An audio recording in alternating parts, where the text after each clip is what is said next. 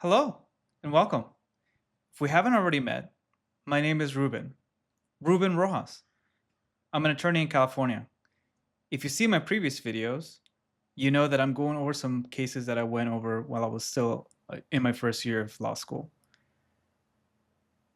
As I mentioned in my previous videos, much of this is so that way you, someone who may be considering going to law school, or somebody who's simply interested in learning a little bit about how law works, can get an idea for how law is formed and how to understand the process even of learning law. I don't so much go over what the law is, so much as I go over the process of learning law and learning really new subjects, but specifically law because it's super complex and frankly, there's a lot of confusion over it, I think. All right. Now, this video is a little different, even from my other ones, because while I went over older cases that are already established in the previous videos in already established courses, this one is regarding a future-facing type of scenario. All right. Now, if I were you, I'd be thinking, what is this guy talking about? Okay. Yeah. And if you've seen the other videos, then you have been through about 11 hours of really painful material. These cases are not easy at all. To an extent, today's session is more a glimpse so you can see why going over all these really painful cases is worth it. Okay? I know. Like, looking back now that I've, finished law school, gotten barred, this is a little bit of a message in a bottle to myself to say, hey, you should really pay attention to these cases because they have an insane amount of impact. They're super important. And at the time, when I was still a new student, I didn't understand it because I didn't really have any sort of context.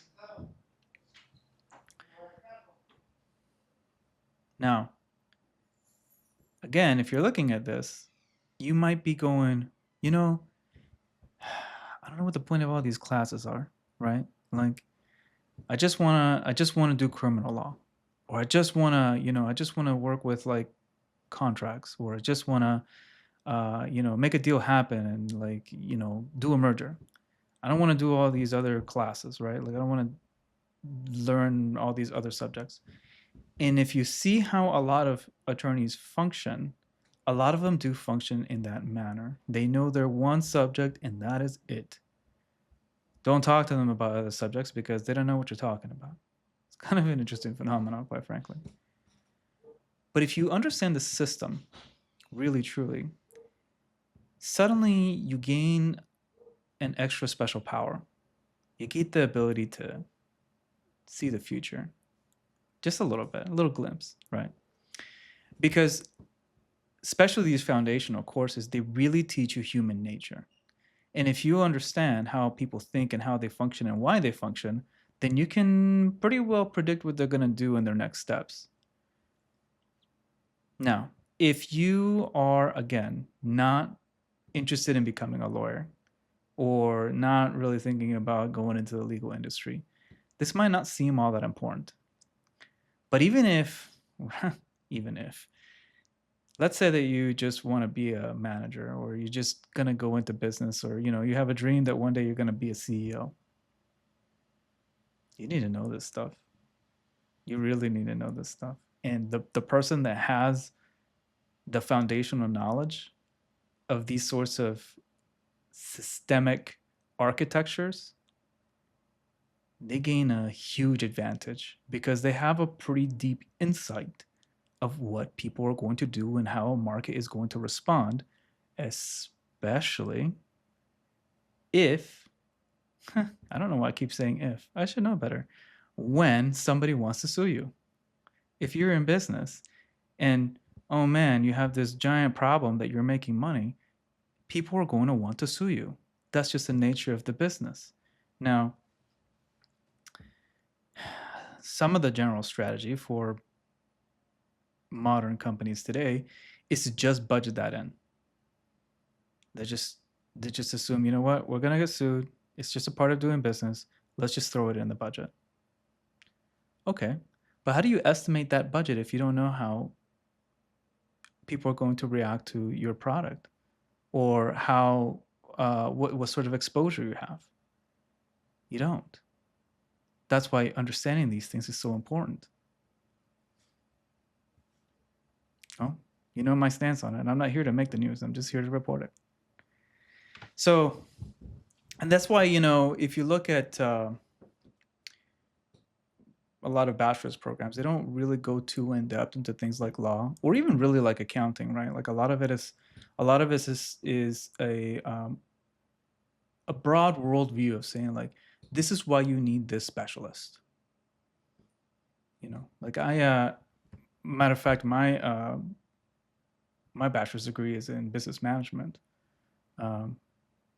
in which you might find interesting because it's not a case, but the paper I'm going to go over today, I wrote myself actually as a student, and it's about like engineering, and I didn't get a bachelor's in engineering. I was a mechanic before going to law school. So gaining some sort of insight as to how these systems work allows you to predict the future, which again is super important, especially if you're going to go into business. All right. So I guess I should give you a little bit of some more background of myself, actually, so that you understand, again, the mentality and the viewpoints that went into the creation of this paper, and why and how and who thought this was a good idea, essentially. Okay, so where this is different is that, again, there's no set case. This is, I guess you could say it's purely a hypothetical. But by understanding the core of those other subjects, you gain the power to see the architecture in law generally. That's why, if you remember, in other cases, like for example, the property law cases, like it was talking about a lot of where the power came from and the religions that formed it. You're gonna see a lot of that here, and I think you'll see courts in the future wrestle over this sort of architecture in the future. If they're not already, they might be. Right. So to give you some background,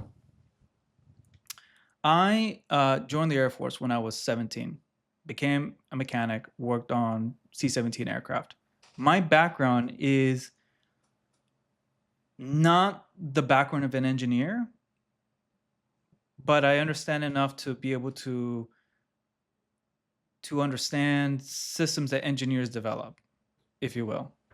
I couldn't design an aircraft myself, but if I was to look at schematics, I could repair one, right?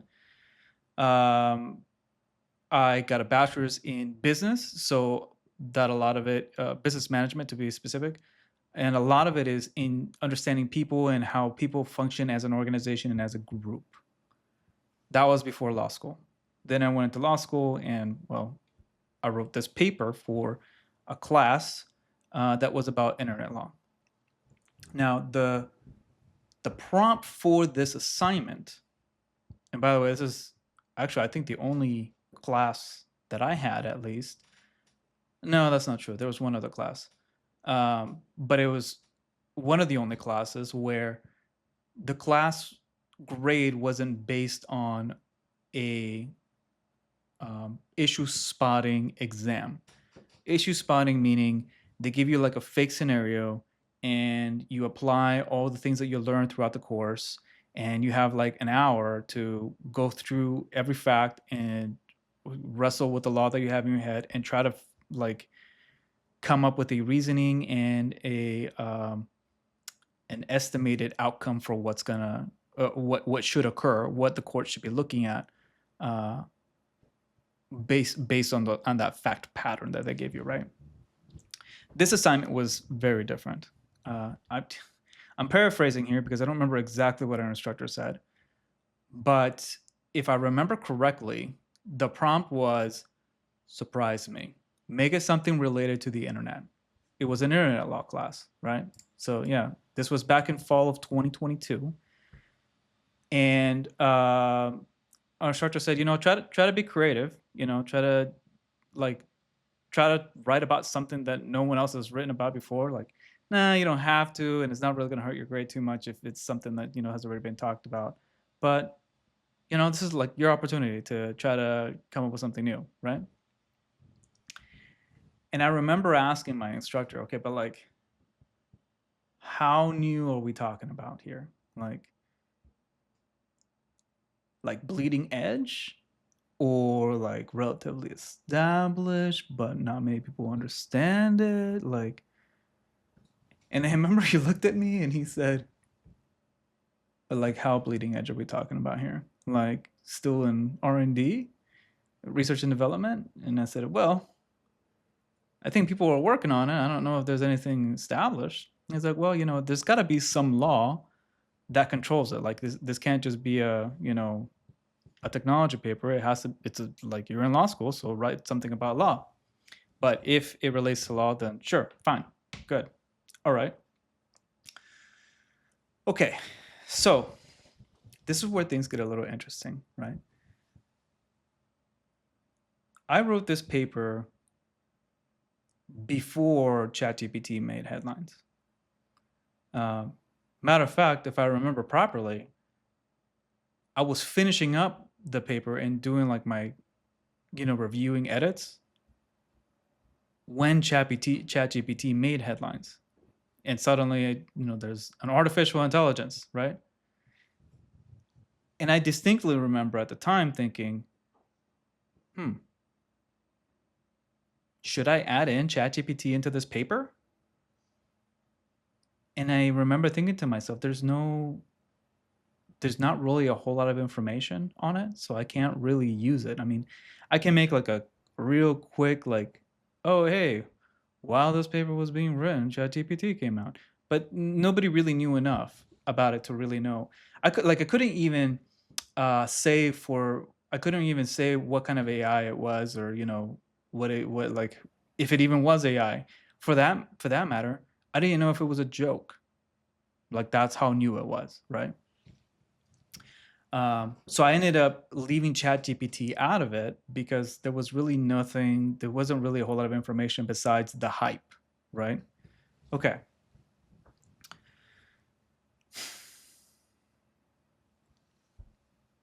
This is where things kind of diverge a little bit, okay? The reason that I chose this particular thing, this particular subject to write about, is because as far as I can tell, it is the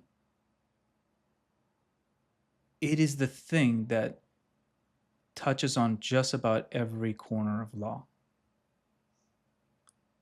And really the question truly that is being asked on this paper is, what does it mean to be human?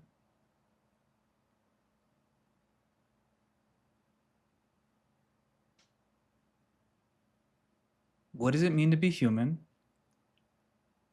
And what does it mean to have consciousness? And how does that affect law?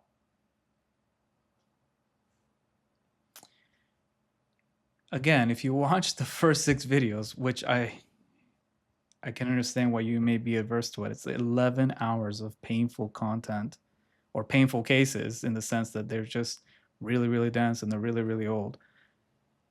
That gives you some sort of a foundation to understand this. Now, I'm still going to break it down. Actually, I'm going to break it down more than what I did in the paper itself.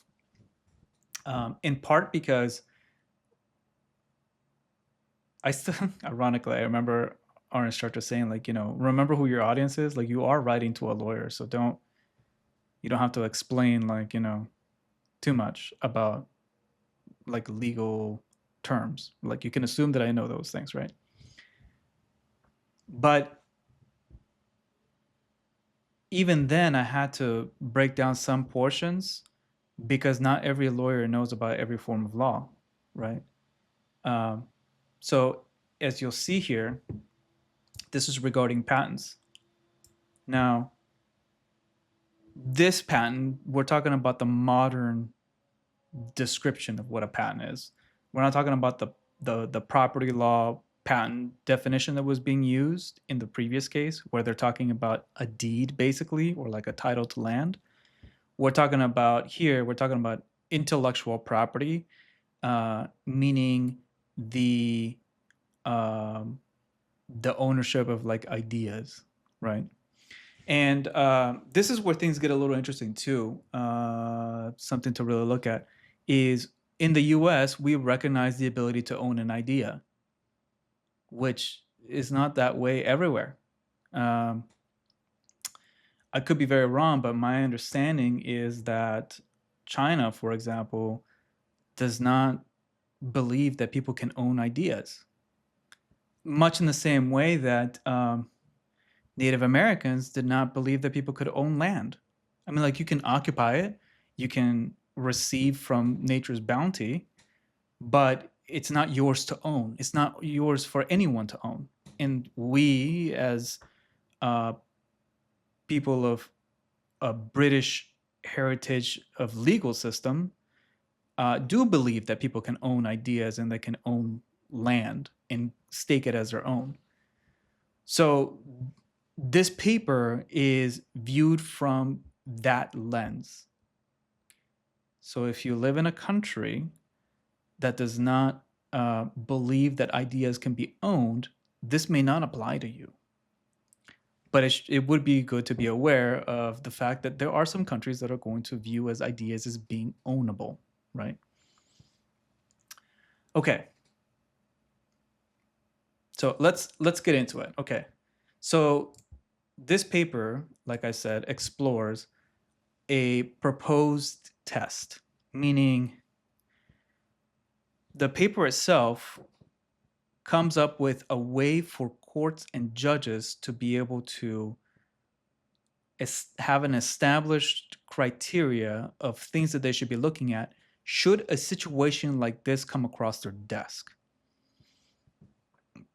Tests, in the legal sense, are scripts of information that allow data to be processed in a manner that can give you some sort of result. They're an equation, essentially.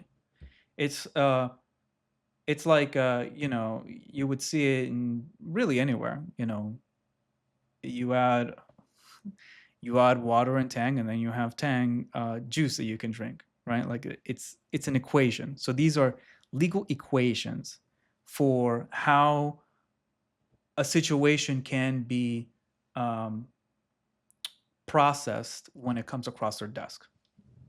So it's a proposed test for a sentient artificial intelligence's legal ability to meet a patent's inventive step prong. This is super specific. Okay. And if you're watching this and you're thinking like, I don't understand any of this, don't worry, I will explain it. The main thing that I want you to get out of it is if you understand the first year material, suddenly you can start applying that foundational knowledge to just about anything you see in your life. Like you can look around in situations and think, huh, this is probably how this should go. Like if something were to go wrong and somebody sued me for this, I have an idea for what the judge is going to look at. I have an idea for why it would matter. I have an idea for what kind of problems I'm looking at here, right?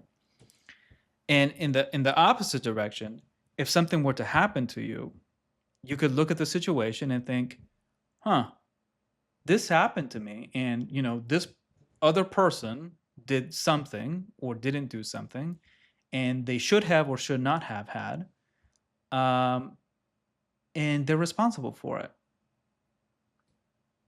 and this is what I should be asking for, and this is the manner um, of thing that I should be telling the court they should be considering, right?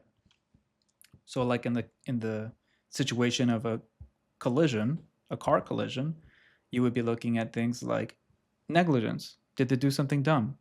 Or um, assault and battery, where maybe the driver was found to, or maybe there's enough evidence where you could show that the driver did something on purpose and they had the intent to either hit you or to go in a certain place, and that resulted in you being hit, right? You'll see more of that in torts, right? Okay. And also even criminal law, like that's what I'm saying. Like this paper, it's hidden under the layers to an extent because I didn't want to go too far into it, with this class. But like we even talk about like like what kind of legal rights there are as far as crimes are concerned, right? And whether or not we would hold an AI responsible for potential future crimes. Like can here's a real doozy. Can an AI commit a crime? Can they?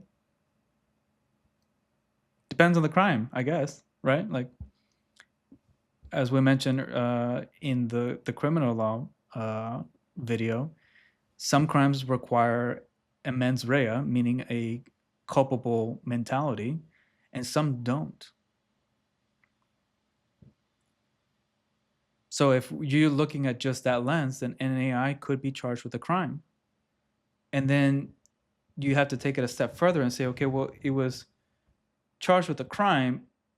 And if we were to enforce a verdict and have a punishment, would there be any point in punishing an AI? Do they feel remorse? Do they understand what they did wrong? Like these are things that we need to consider. Okay, let's get into it. Okay, this is again the title. It's gonna explain it more, so I'm just gonna keep going. Okay, table of contents. I did, by the way, I have made some edits to this paper since I submitted it. Mostly just like little grammatical things, but substantially it's the same as it was when I turned it in back in 2022. So okay, here we go. Abstract. The culture and attitudes of people towards computers have changed so significantly in the last 100 years that if the trajectory continues, human law will almost certainly eventually recognize artificial intelligence, AI, rights, including the right to own property such as patents. Because the US Patent Act is designed to protect solo inventors, however, both the legislative and judiciary bodies will have a strong interest in artificially raising the bar on requirements on on the requirements an AI must meet before they are allowed to compete against humans or other AI for the right to be named as patent owner. For this reason, the most effective method to determine if the AI should be named as an inventor in the claimed invention at this time is to extend the inventive step subtest of the novelty prong. Due to recent advancements in quantum computing, neuroscience, and the similarities between physical construction between the human brain and a quantum computer, there are two potential tests which would assist in determining if the AI was inventive enough in the claimed invention. The first is a raw computational power test, which would employ a three-tier scrutiny test based on the computer's architecture and objective capacity to compute data. The other test is a character of the contribution test, which would also employ a three-tier scrutiny test, but would instead determine if the AI contributed to the finalization of the invention in a significant enough way, where if a human were to make the contribution, it would be classified as an inventor or a co-inventor. So this is essentially a brief summary that I wrote of the rest of the paper. So a little background, there are tests in law, like I mentioned, there are formulas, right? And three-tier test is usually what you see in constitutional law, modern constitutional law. I'll go into it later into the paper, but just bear that in mind. Okay. And a computer's architecture, by the way, is like the engineering of how a chip is engineered. Okay. Introduction. If humans created a true artificial intelligence, again, this is back in 2022. So today, they'd probably call it a sentient AI or an AGI, which I don't even know what it stands for right now. Yeah, but well, let's see. What did AGI stand for?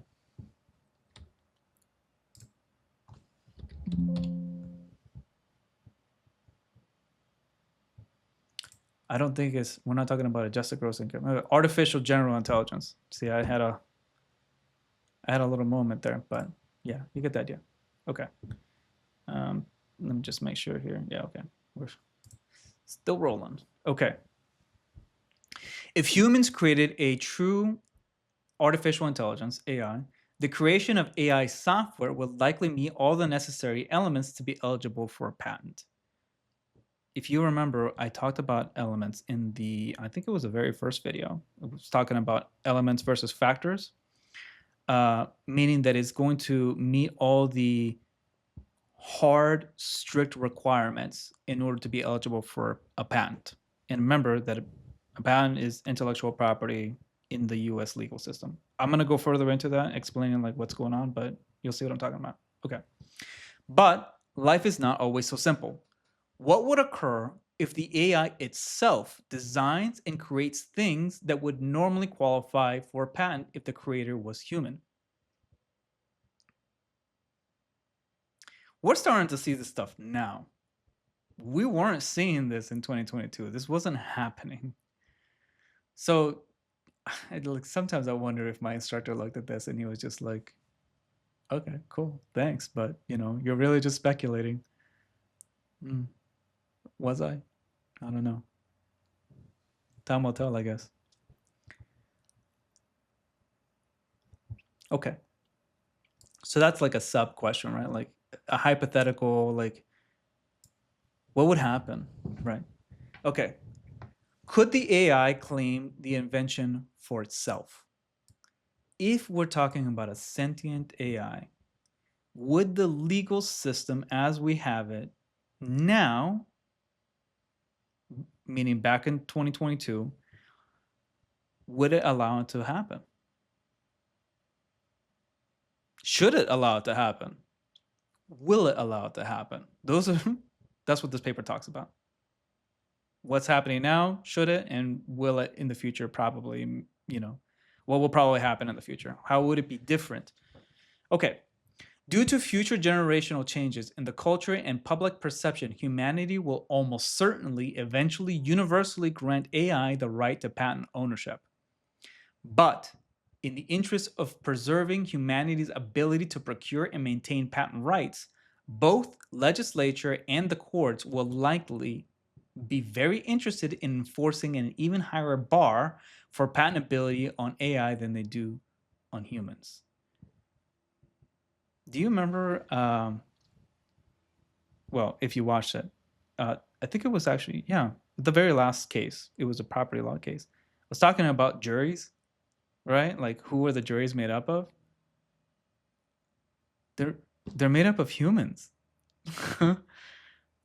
They're made up of humans, and humans have self-interests.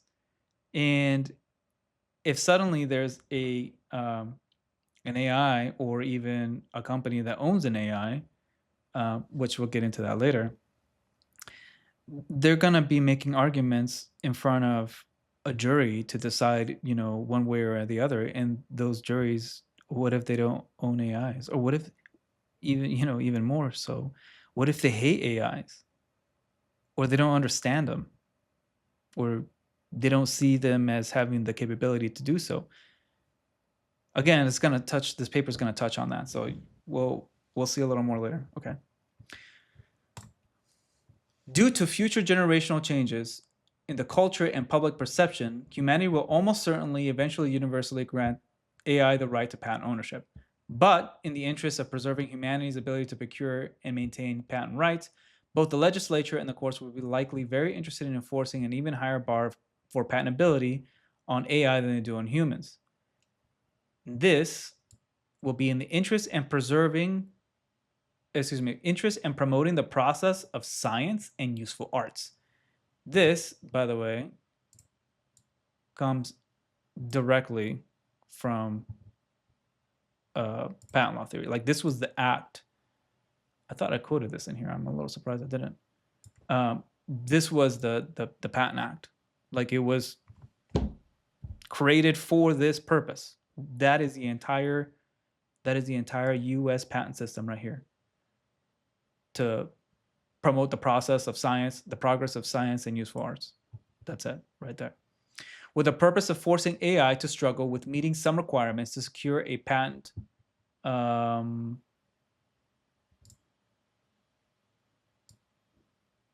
Sorry, lost my place there for a second. Okay.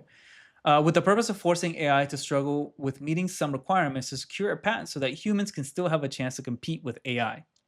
One method courts will likely use is in this pursuit is to discriminate patentability by first examining the capabilities of the AI itself to invent new things.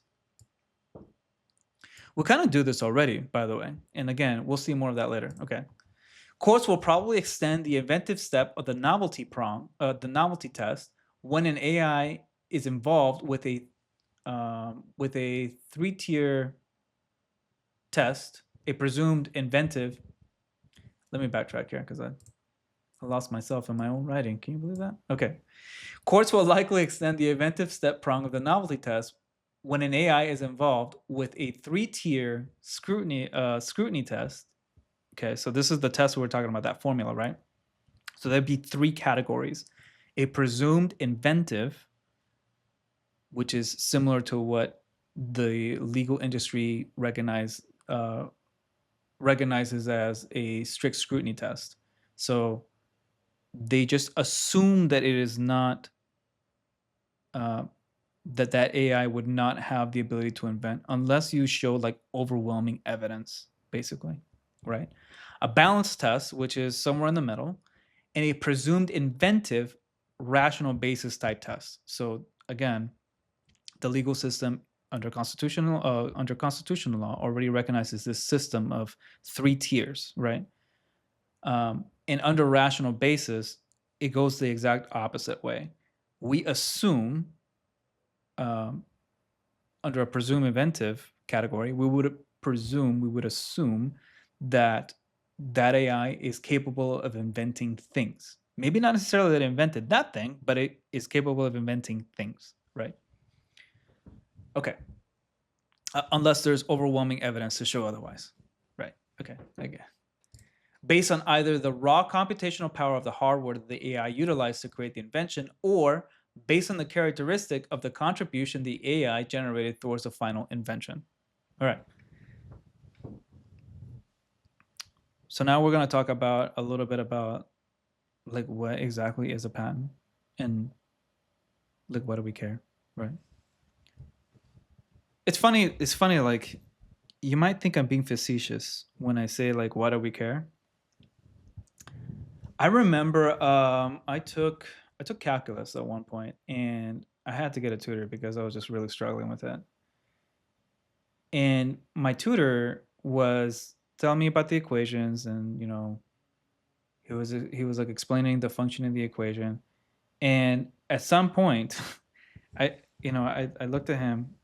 He was, by the way, a physics instructor. I forget where. I think it was Caltech. And I guess he just did tutoring on the side. So I lucked out, right? Like I was like, sweet, all right. So he was teaching me calculus. And at some point I said, okay, this is gonna sound really, really bad. And please don't take any offense to this question. I just can't think of any other way to like word it. And he just kind of looked at me like, okay, all right, what's up?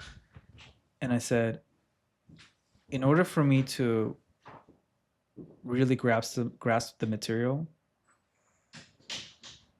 I need to understand why I should care.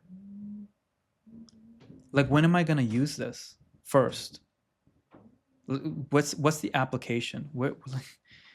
Am I just memorizing stuff to memorize it? Because if I don't understand where I would use it, I'm gonna struggle with it. I need to visualize it. And he was like, "Oh yeah, okay, yeah, no." And then he said, "Well, Sir Isaac Newton invented calculus so that way he can track the trajectory of the moon as it traversed the sky." And suddenly, like, I was like, "Dude, you should have led with that. Could you not have said that from the beginning?" And after that, calculus just like made sense, right? Like, it was much easier for me to visualize in my head how these equations worked because now I understood the application, right? Like, I was like, jerk, who are you calling a jerk? Until he told me about Sir Isaac Newton calculating the moon, and suddenly jerk made sense because it is part of an equation in calculating speed. Okay, like in its immediacy, right? So, key lesson: jerks are always immediately jerks, right? So that's why I went into this, like, why should we care? Because when you do, then suddenly things start to make much more sense. It's easier to visualize the process and to see the story of, like, how did we get here, right? Because if you know how we got here, it's much easier to predict where we're going. Okay. So patent requirements, their value, and why humans care if an AI can attain them. And to an extent, this is like my business side coming out, right? But again, it really matters in law because at the end of the day, we're people and we care about, is that my banana or is that somebody else's banana? And if it is somebody else's banana, are they going to have a problem if I, like, take a bite? Like, am I going to end up having to go to war with them? Like, these are the types of questions that we really should be asking. Because if you know that the other person, if you take a bite out of the banana, they're going to punch you in the face for it, you might think twice about taking the banana. Or I guess for some people, they would just take the banana because they want to get punched in the face and punch back. I don't know. Okay. So, as a subsection, the Patent Act and its meaning in layman's terms. Okay. So this is like, what is the Patent Act, right? Okay. The U.S. Patent Act, 35 U.S.C. Section 1, was enacted by Congress under its constitutional grant of authority, and this is that area that I was talking about up there, to promote the progress of science and useful arts by securing for limited times to authors and inventors the exclusive right to their respective writings and discoveries. Okay, this is Article 1, Section 8. So Congress created this act, and under that act, it empowered the U.S. patent system. Like, the entire U.S. patent system functions with this purpose right here, right? To promote the progress of science and useful acts by doing this method, by securing for limited times, okay, pay attention to that, limited times, to authors and inventors. Who's an author and who's an inventor? That's of relevance, right? The exclusive right to their respective writings and discoveries. Okay. And that was clause 8. To secure a patent, the subject matter must meet 5 requirements. Okay. The subject in the patent application must be patentable subject matter. Makes sense, right? These are elements, by the way. It must have utility. It must be novel. It must be non-obvious. And it must be enabled. Now, again, looking at this, I don't know about you, but when I first looked at this, and by the way, I went into law because I had an interest in patent law. Like, before, that's why I went to law school. So even having a really strong interest, I didn't understand what this stuff meant. Matter of fact, that's why I went to law school, because I looked at this and I didn't understand what this stuff meant. So, here we go. In layman's terms, and this is me just kind of paraphrasing here, okay? It's not 100% perfect, but it'll give you an idea in your head to contextualize, okay? In most instances, for a creation to be eligible for a patent, it must be an original design that has been thought through enough to closely resemble what will ultimately result in a completed product. The design, except for some genetically altered plants, must be designed by nature. Must not be designed by. I was like, wait, what? I know that's not right. Okay. Must not be designed by nature, and it must do something of use in the physical world, even if it does not do it effectively. Like most areas of law, there are, of course, some caveats and exceptions. Software, for example, meaning the code itself, not the bits on a hard drive, for example, or bits in data storage, is not a physical product. Like, meaning you can't touch code. At least not yet. Not at the time of this writing. I don't know if maybe later, but you can't touch code directly, right? But it may qualify for a patent if the software ultimately affects the physical mechanical movement of a component. Okay, so like and that's called the if I remember, it's called the machine transformation test, because we do tests. Okay. A brief history of patents, right? Another thing here too, like, I know some of this is like, it, even if it does not do it effectively, yeah, I know that sounds crazy, but that is something worthy of note. Is it doesn't have to be perfect. If it's like a new idea and it's usable, then it might qualify. Obviously, you'd have to talk to a patent prosecution attorney, but yeah. Okay, a brief history of patents. A patent, at its core, is a legal license to monopolize the power to reject others from using, selling, or creating a claimed invention. From the beginning, the U.S. Patents Act was enacted with the purpose of encouraging and incentivizing people who knew of a better way of making things or of doing things to take the painstaking effort and social and economic risk of disclosing their secrets to the public with enough intimate detail that a future generation can replicate and or improve it, so that the creations and methods could be used by the public in the future.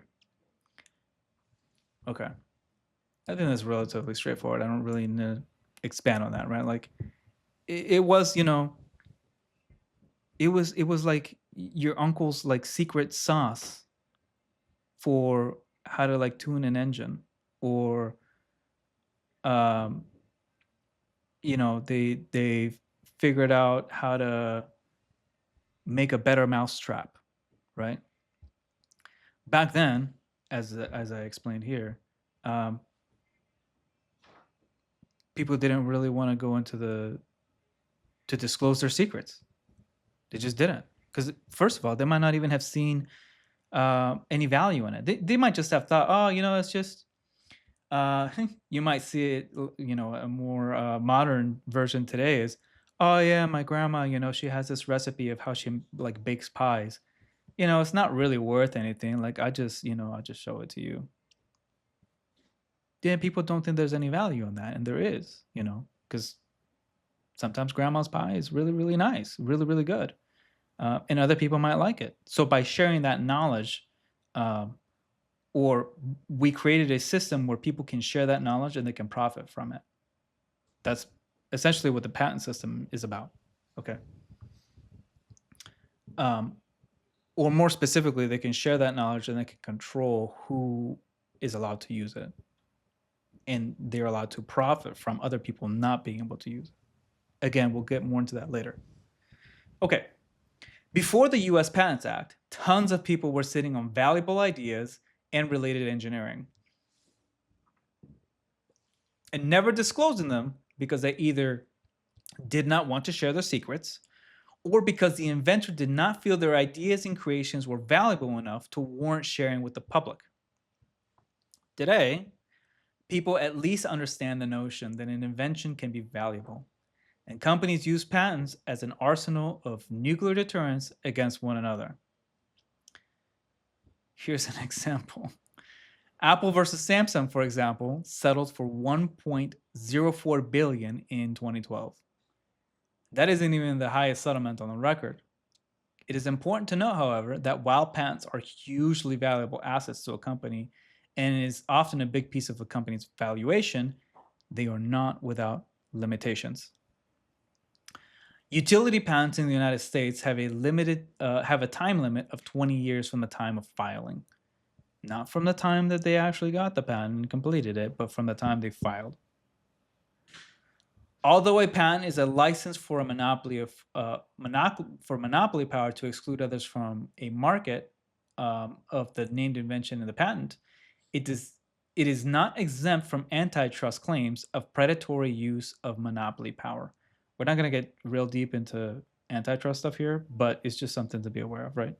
And here's actually two cases that touch on this, right? It's the United States versus DuPont and United States versus Aluminum Company of America. Okay. And this is examples where they try to like exclude their competition from buying their products, and I don't remember which one it is, but they allowed everybody else but their competition, and there was a huge strategic point in not allowing your competition to use your products but allowing everybody else. Like that's antitrust is real crazy, man. Okay, who patents were designed for, who owns them, and their macroeconomic impacts. Now, I'm not an economist. Let me start here. I have a bachelor's in business management, and so I have like a basic idea of economics, but I don't have a PhD in economics, you know. So for that matter, if you're watching this and you have a PhD in economics, please let me know like what you see here, because I am super interested. Okay, all right. You may then wonder why anyone would even care about who can be named an inventor and who cannot be. The answer, of course, is religion, money, and power. In the United States, slavery is currently not legal. Not currently legal. But nothing legally stops a corporation from owning an artificial intelligence. And again, this was written before OpenAI was in the scene and ChatGPT. So I guess it's legal because they did it, right? Okay. It's not slavery. It's not slavery if it doesn't have flesh. That's how we see it so far. Okay. Currently, a corporation also does not meet the natural person requirement. Okay. You'll see more of this later. Just for now, know that up here,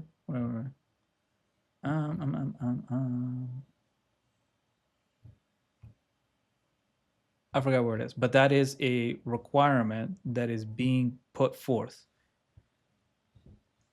So if you can't meet one of the elements, it falls apart. Okay.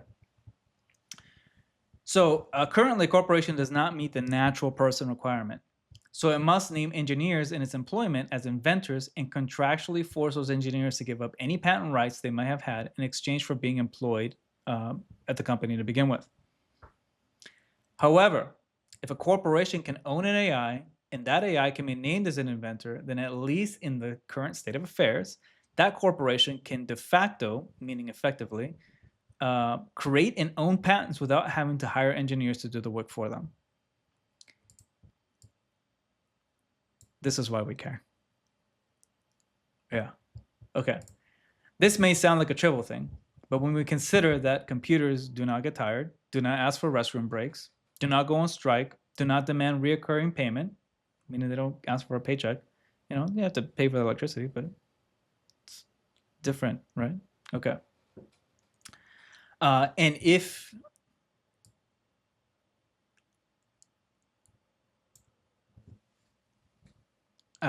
as well as they would likely qualify as a tax deductible asset for the company, where salaries paid to engineers would likely not. Meaning, if you own an AI and you have to buy hardware, or even you have to pay for the AI to be built, like that is probably going to be tax deductible. And hiring an engineer is not generally, if they're in your permanent employment, tax deductible. There's just part of like wages and salaries paid out. So companies really care about this stuff, you know. It means money in their pocket, or rather, money that's not leaving their pocket. If we're being more specific, which is also, you know, important to look at. Okay. So AIs theoretically make many less mistakes, and it seems like an obvious choice. Now, right now, you may be looking at this and you're going, no, AIs make tons of mistakes. Again, this paper was written before ChatGPT came out. And yeah, you might not like this, but ChatGPT is not an AI. I'm sorry, it's not. It's a VI at best, a virtual intelligence. It's not at the level. It's not AGI, right? Not even there. We're not even talking about sentience here. We're not. Yeah, it is getting better, by the way. So you start to see less and less mistakes, or as we're calling them right now, less and less hallucinations. Yeah, so maybe this is getting closer and closer, and it's only even been a couple of years. Remember, I wrote this in 2022, and that's when ChatGPT came out. So at the time of this video, we're in 2025. That's not a lot of time for a technology, like a new technology, in the grand scheme of things, So there's been some pretty significant advancements since then, Okay.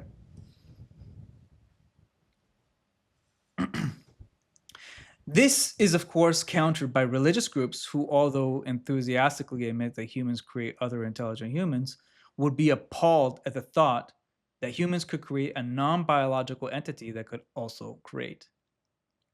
Highly religious groups would likely view this as an insult to their God, and humanity attempting to challenge God by playing God themselves. Generally, I prefer to avoid the topics of politics and religion, but these topics are not only unavoidable here, but they are central in determining the future of both AIs as a named inventor, the bar for what it means to make an inventive step, and the future of AI's future existence in general. Yeah, these are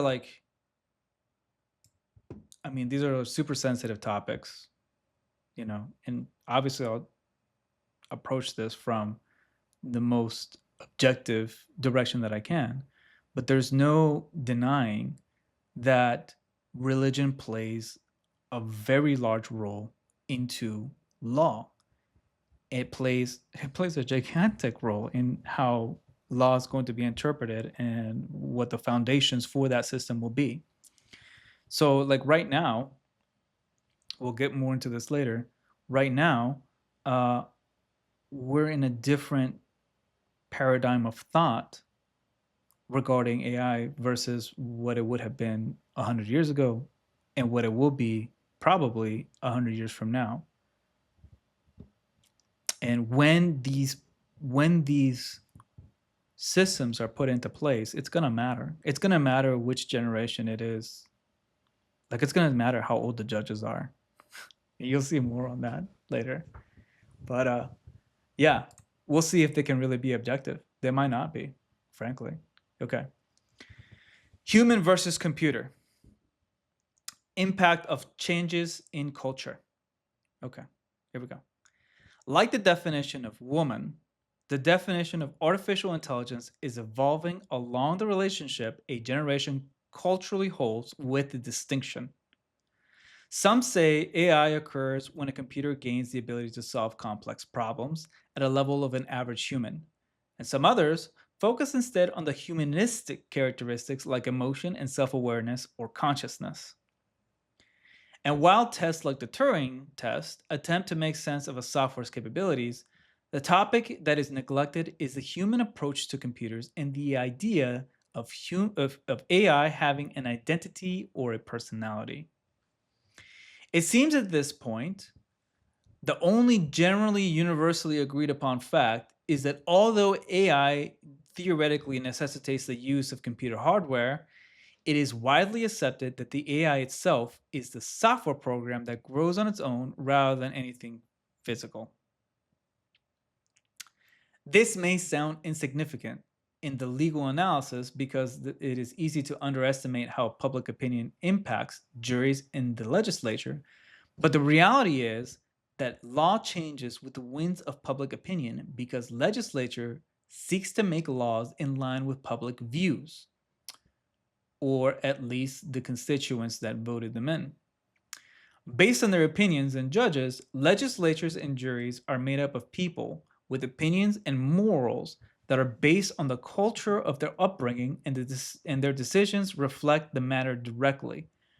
While it may not be easily apparent that public opinion of computers is changing, it clearly is. A brief history of changes in human computer culture. The first generation of modern computers appeared around 1940, less than 100 years ago. Public opinion of these machines at the time was that they could absolutely not trust anything they could not look in the eye. As it was around this time that NASA began using IBM's new mainframes to help calculate trajectories. From 1940 to about 1990, the general public did not understand, trust, or accept either computers or the people who worked on them. Then AOL came along and introduced the public to computers, the internet, and the possibility of human-computer interaction via email. 50 years may sound like a long time, but in the stretch of time for which humanity has existed, it is no more than a blink of an eye, and is in fact lightning speed for a population to change both its opinion and its culture. Fast forward another 30 years to 2020, and the world is absolutely unrecognizable to anyone who was an adult in the 1950s. Cars and airplanes have enough computational power and reliability to at least partially maneuver themselves. Most people in modern countries have at least 3 internet-connected computers in their homes. Countries that widely do not have indoor plumbing have access to Facebook. And some people are choosing to ceremoniously marry human-like sex robots instead of getting married to another human. Clearly, public opinion on what a computer is, how much people trust them, and how much emotion we allocate to them has drastically changed in the last 100 years. How much and in what ways will these public opinions of computers and AI by extension will change? Will change in the next 50 to 100 years is the real question. The only measure we have at this point that may be of any accurate, that may be at any level accurate, is probably by examining the average amount of devices an average person is exposed to before the age of 8. These are the years that are accepted as most influential to a child's views and character. At what frequency the exposure occurred at, and the level of intimacy of which the exposure occurred. So this is, this is the sort of stuff that courts in the future should be looking at, right? Like, because our culture is changing. This is a paradigm shift. I don't know if anybody else is like looking at this whole situation going, what is going on?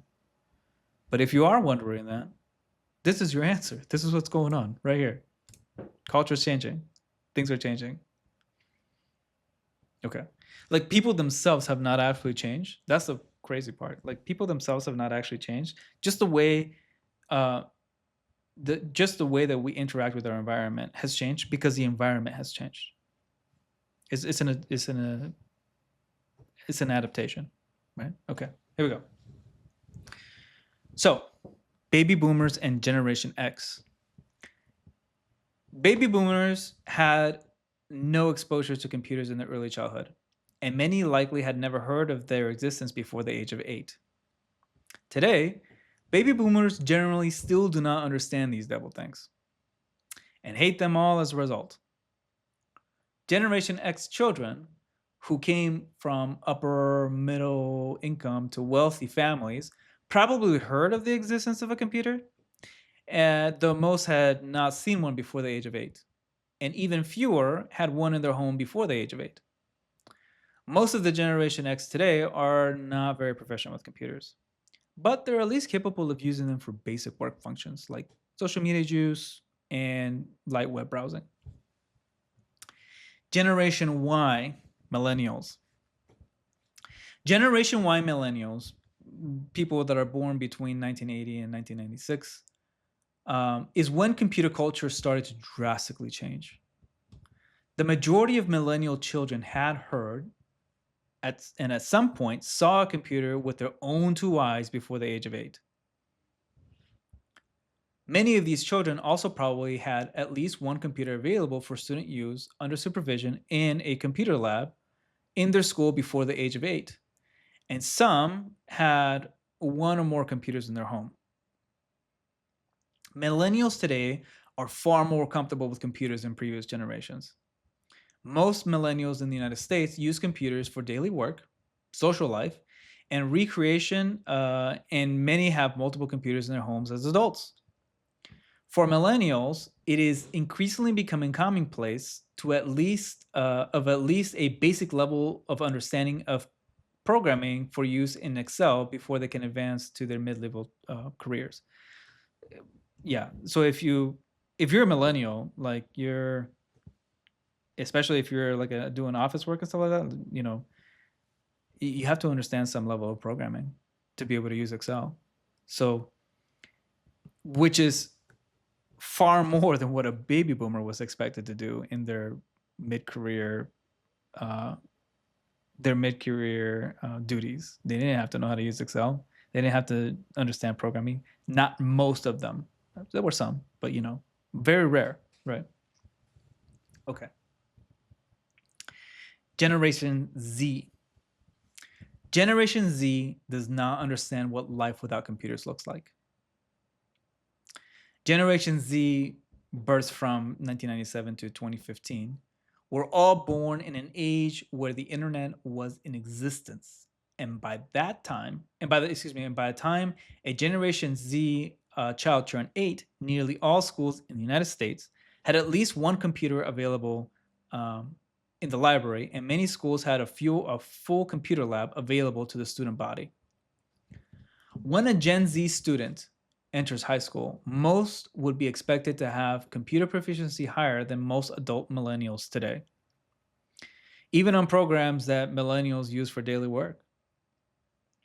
Many Gen Z students are even being taught basic programming using apps like Kudo to teach elementary school children to think like a programmer with if-then type statements critical to most programming languages. Programming is very formulaic. For those that don't have any experience with programming, I have very little experience with programming, but it's very formulaic, and it's at its most basic form, like you would see in Excel. It's if this occurs and that occurs, and then do this, right? So, or if this occurs, then do this, right? That's an if-then statement, right? Okay. Generation Alpha. Generation Alpha, which are births between 2016 and probably 2030. I think at the time that I wrote this, there was no like real definitive set time that I could come across that I could reliably say like this is when it ends. So this was an estimate. Okay. Generation Alpha has an entirely different ecosystem than a baby boomer. A child born in a modern country today, 2022, which is when this was written, will likely begin interacting with a computer before the age of 2.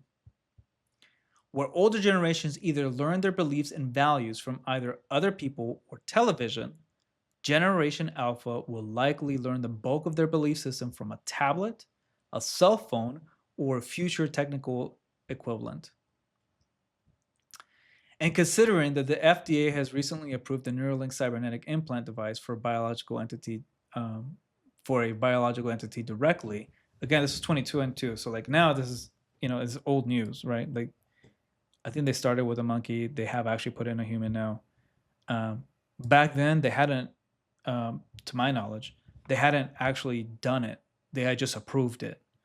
So yeah, this device was for purely neurologically interfaced with a computer for human testing. So that's what it says, right? Okay.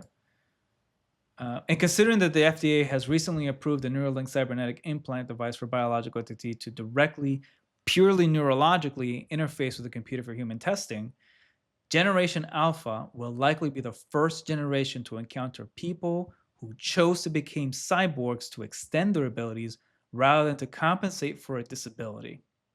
The first generation to see people directly, purely neurologically exchange thoughts and ideas with each other via the internet.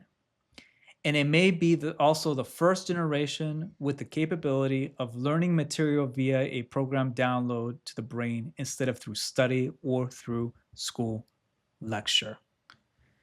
If you've seen the Matrix movies, I know Kung Fu, that's coming. And Gen Alpha will probably be the first generation to I know Kung Fu. That's where we're going. Okay.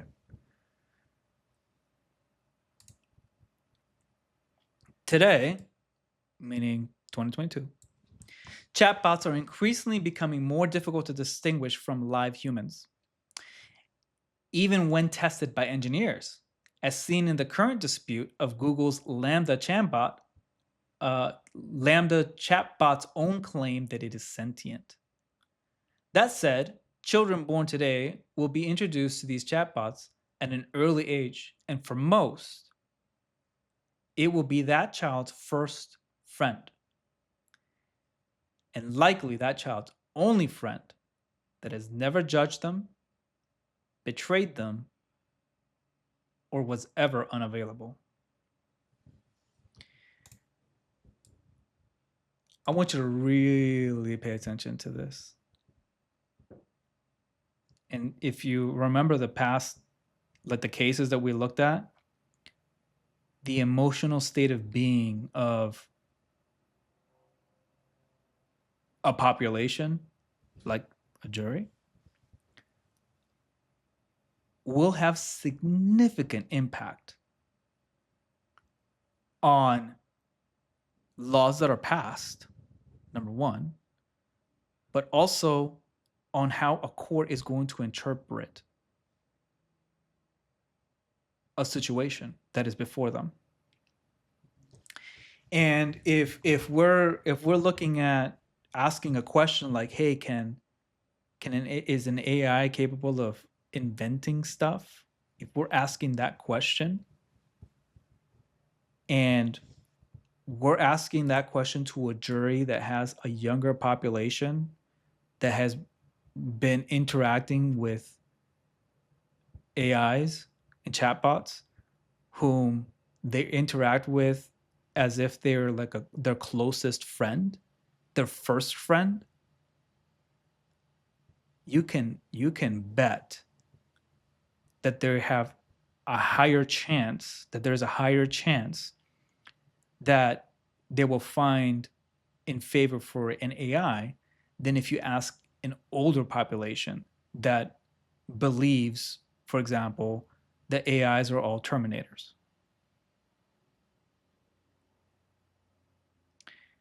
So when these cases occur and who's on the jury, what the age is super relevant.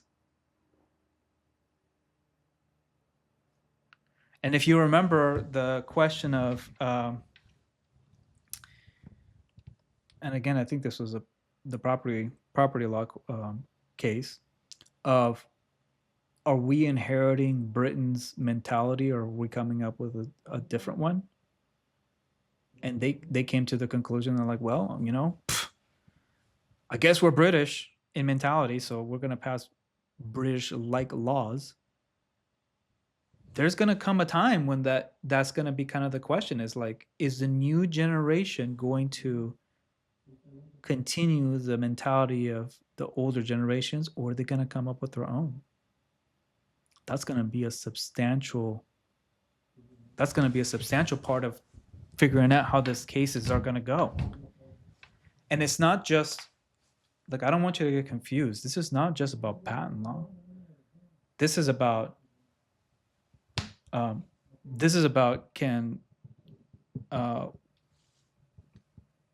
AIs assert any rights at all? Like, if an AI says, I was afraid to die, so I killed somebody, is that a defense?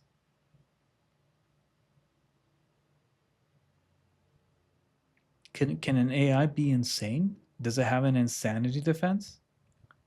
Does it have a self-defense defense?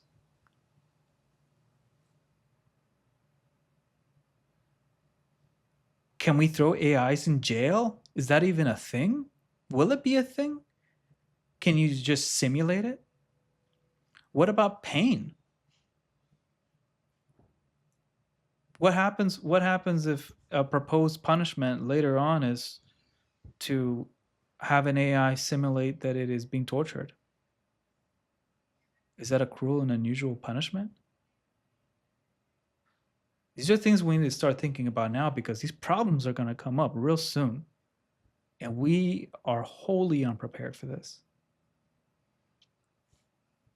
So to an extent, that's what this paper is about, is figuring out, like, what makes a human human? And are AI any different? Are they human, or are they something else? Are they nothing? What are they? So, all right. And again, this is something that I explored as a student, and the main reason why I'm showing you these things is because if you understand that foundational stuff, when you come across other situations that are like coming out of nowhere, you can look at what you should be thinking about. You can relatively well predict what's going to happen, or at least what should happen. Let me rephrase that. What should happen if we were to follow the established legal system? Sometimes, like I said, sometimes judges just get it wrong. And sometimes they just, go rogue and do their own things. And same thing with juries. Sometimes it's just, we didn't like this person, so we decided against them, even if they were legally correct. Like, that could happen. Like, there's a joke in the legal system that says, yeah, sometimes the jury likes your shoes, sometimes they don't. So, yeah. Let's see. Okay. Present culture and policy on AI as related to patents. So this is the current situation where we're at as of 2022. Things have changed. I haven't looked into it as of recent. Okay. It is important to note that at the present time, if an artificial intelligence can be named as an inventor without a human counterpart at all, is a matter of uncertainty and controversy. Currently, South Africa recognizes this right, and an Australian federal judge, Justice Beach, ruled that an AI and an Australian federal judge, Justice Beach, ruled that an AI named Device for Autonomous Bootstrapping of Unified Sentience, codenamed DABUS, could be named an inventor under their patent system in 2021. But that was later unanimously overturned in 2021 by a five-panel judge. I'll learn how to read one day, including my own writing. Okay. By a 5-judge appeal panel. The United States presently strictly construes the natural person's element for patent eligibility as meaning human beings only. Okay.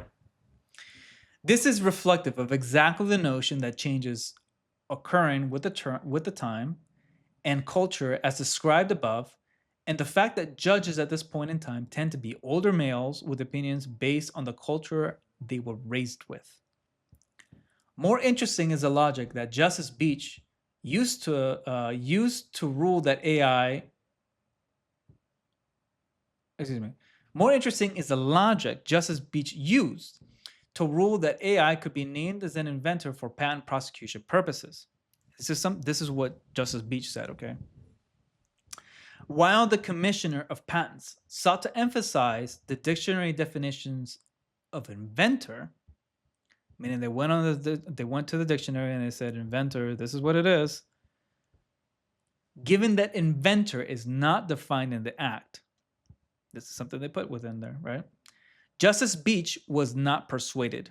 He said, having regard to the evolving nature of patentable inventions and their creators, that rather than resort to old millennium usages of that word, he needed to grapple with the underlying idea, recognizing the the evolving nature of patentable inventions and their creators. We are both, pay attention to this, okay?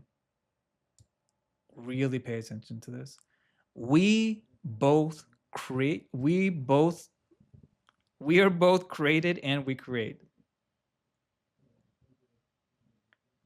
We are both created and create. Why not can our own creations also create?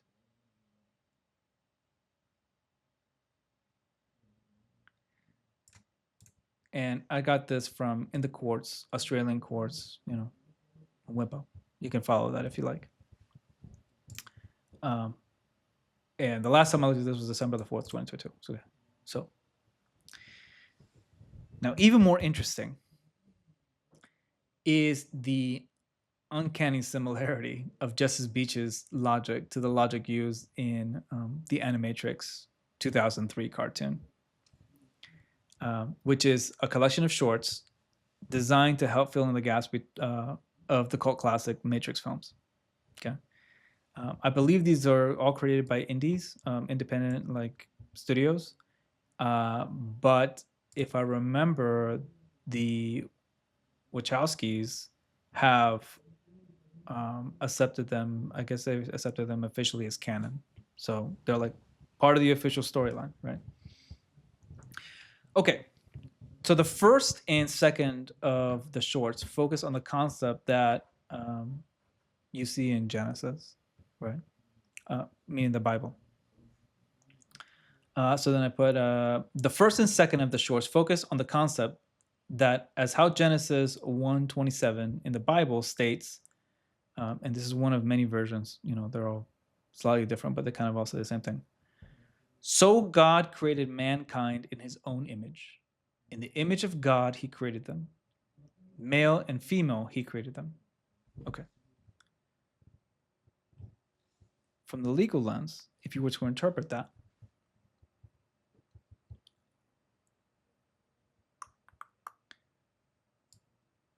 in other words, God is a creator, and he created humanity with the power to also create in his own likeness.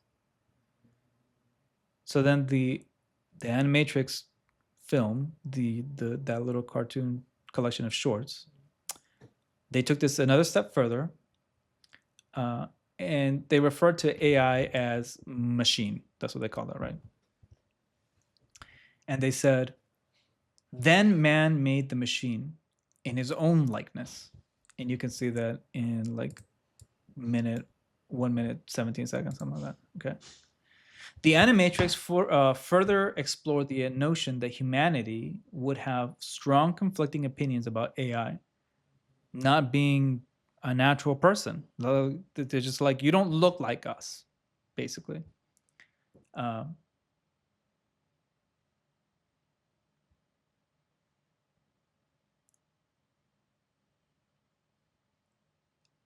and this is in the same way that we're seeing in real life, or at least were seeing in 2022, uh, regarding the Dabas case, right? So that was the thing that we're looking at is Dabas a natural person that can claim an invention, right? Okay, it was like, well, what is it? One of us, right? That's really what they were looking at. Okay. Um, and if AI would have the right to a fair trial if it were accused of murder, this was the Animatrix film. They like looked at that, right? Very briefly, they just kind of mentioned it. Okay. Um, have the right to a fair trial if it were accused of murder, with the reasoning, and this is explicitly what they said in the film: rational voices dissented. Who was to say the machine, endowed with the very spirit of man, did not deserve a fair hearing? And this is, again, the Animatrix, but this time 3 minutes and 30 seconds. Okay. And I realized that, like, looking at this, you're like, okay, you're quoting a cartoon. You're quoting a cartoon for a potential legal case? Are you bonkers? Are you out of your mind? No, I'm not. You know why? Because I know that people in this age are watching this, the Animatrix, not necessarily this video, but they're looking at the Animatrix and they're being influenced by it, like ideas form opinions. So the Animatrix is going to be doctrine for them. If you were to take somebody that was, if a jury was wholly made up of people who have seen the Animatrix, they're going to have a different opinion than if they hadn't seen the Animatrix. And same thing with if they had watched Terminator versus if they hadn't watched Terminator. It's almost propaganda at this point, for good or bad, you know. Okay. It's political programming at this point. I don't think that's what the Animatrix intended when they made it. I don't think that's what the Matrix intended it for it to be. Well, I mean, they did definitely have a lot of religious underpinnings. Like, I mean, Neo's basically Jesus, but I don't think they meant for. I don't. This is me just speculating. I don't think they were anticipating AI to be a hot topic of controversy. 30 years later. When was the Matrix made? I don't remember. I think it was in the 90s at some point, I think. So 20, 30 years later, I don't think they were like, oh, this is going to happen with a patent case. We better get ahead of it now. No. But effectively, that's what they ended up doing, is they ended up having real sway on how people are going to view these things. Okay. And really, they had a point, right?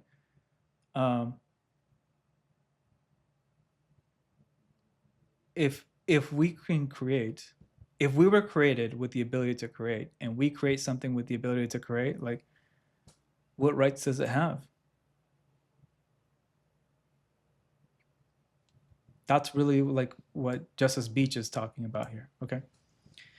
And a little fun fact, right?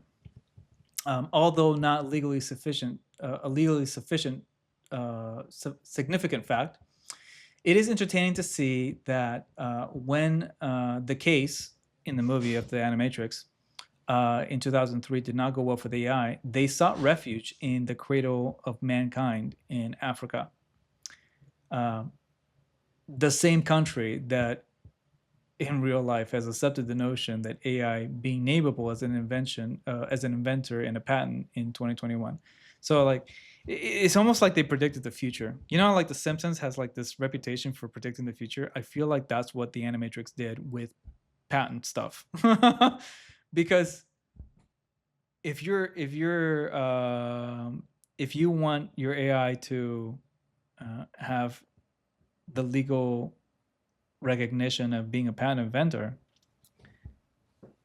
I guess you should go to Africa because they do recognize it. Or at least they did at the time that this was written. So, fun fact. Not really, in terms of what the US sees, it's not really important.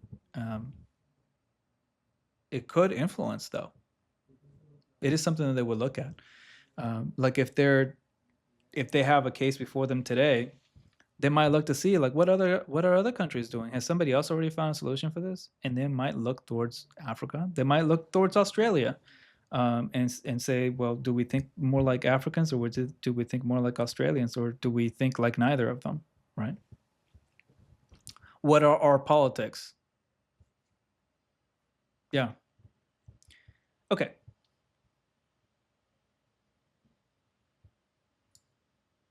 Okay. So it is likely that Justice Beaches's Bachelor of Arts in philosophy is a factor influence in his rationale for the Davos case. But it would be interesting to see if he has seen the Animatrix, and to see if the panel who overturned his decision would consider changing their stance if they had also seen it, especially if they had seen it before the age of 8. As noted above, it was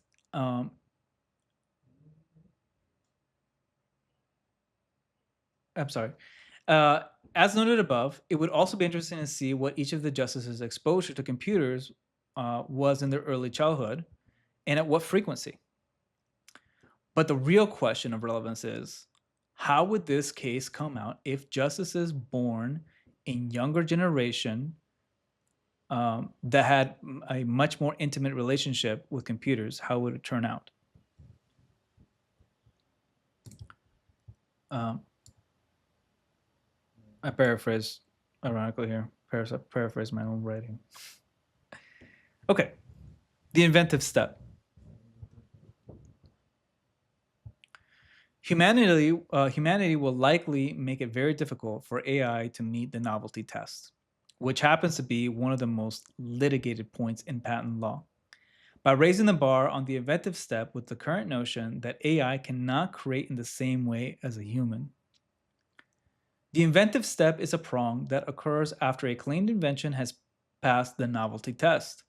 The inventive step looks to see if, when considering the known prior art, this is information known to the public related to the design of the invention in question.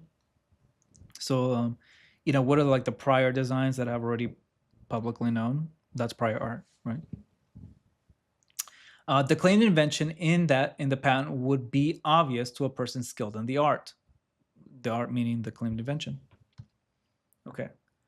How much education a person skilled in the art, that's an actual term, person skilled in the art, has is a matter of extensive litigation. Like these are things that patent litigators fight over. Like how skilled does a person skilled in the art have to be? Generally, it is beneficial for a patent holder that a person skilled in the art is a person with the lowest possible education. Where the opposite is, of course, more beneficial to anyone attacking the validity of the patent. This is because it is easier to convince a jury that a claimed invention is obvious enough for a person to understand and come up with the same idea on their own without viewing the details disclosed in a patent, if they have a high level of engineering education in the field of invention than it is to convince them of the same when the person never completed high school. So let's break this down because I know it could be a little confusing if you're not. We're talking about experts here, right? It's if you remember, if you had seen it, I spoke about lay witnesses and expert witnesses, right? So we're talking about expert witnesses, somebody who is experienced enough to come up with something, right? In this case, because we're talking about engineering, we're talking about invention. So if a person owns a patent, it is more beneficial for them, generally speaking, um, for a person skilled in the art of that thing to have the lowest possible education. Like if they never completed high school, that would be ideal for them, because it would be difficult for the opposite side to be able to show that that person would have been able to obviously come up with the same idea. This is the thing that they're looking at is non-obviousness. In order for you to be able to get a patent, it has to be non-obvious. If it is obvious, then you can't get a patent. So a person who has, theoretically, a person who has very low education on average would struggle to come up with all the engineering technicalities of an invention. They would struggle to be able to intuit that, right? Versus somebody who is like a PhD in engineering and aerospace would more than likely be able to easily explain how they came up with the same idea. So this is like one of the most litigated. These are some of the things that are that opposing sides, whenever a patent is being fought over, that they throw the most money at and they spend the most time on, is trying to establish it should be somebody with low education, or no, it should be somebody with high education. Who are you being measured against? Who is the inventor being measured against? Is really what they're talking about. I know that was like a little difficult to understand if you're not in the legal industry, so that's why I put this on here. Okay, all right. In the future, the courts and or legislature will likely extend this prong by using the raw computational power of the hardware and AI used to create the invention as a substitute for the person skilled in the art. Okay. So who are you being compared against, right? Like a person skilled in the art will be comparable, I think, in the future. This is my prediction. That courts will look at how much juice did this computer have, like the hardware, how powerful was it? How powerful was it when it was making its calculations for this new invention? Because if it is very low power, we're going to assume, this is that presumption that we're talking about earlier, we're going to assume that it was probably not going to be capable of producing like new and unobvious inventions that people would never be able to come up with. Because remember that we're talking about comparing a computer to either other computers or to humans. And while we like to think that computers are super advanced, they are not. They are not super advanced, not compared to humans. Like if you look at the technology that's in human engineering, like it's absolutely insane, the level of scientific precision that there is in the human body. It's not even comparable. And we're gonna get into that a little bit later, but yeah, I mean, it's an insane amount. Like I didn't have any real solid comparisons to provide at the time of this writing, again back in 2022. But now that I've looked into it a little more, I'm even more convinced now that like computers are very far, very, very, very far from being at the same level of intellect as humans. That might change in the future. But at this current time, we're still very far away.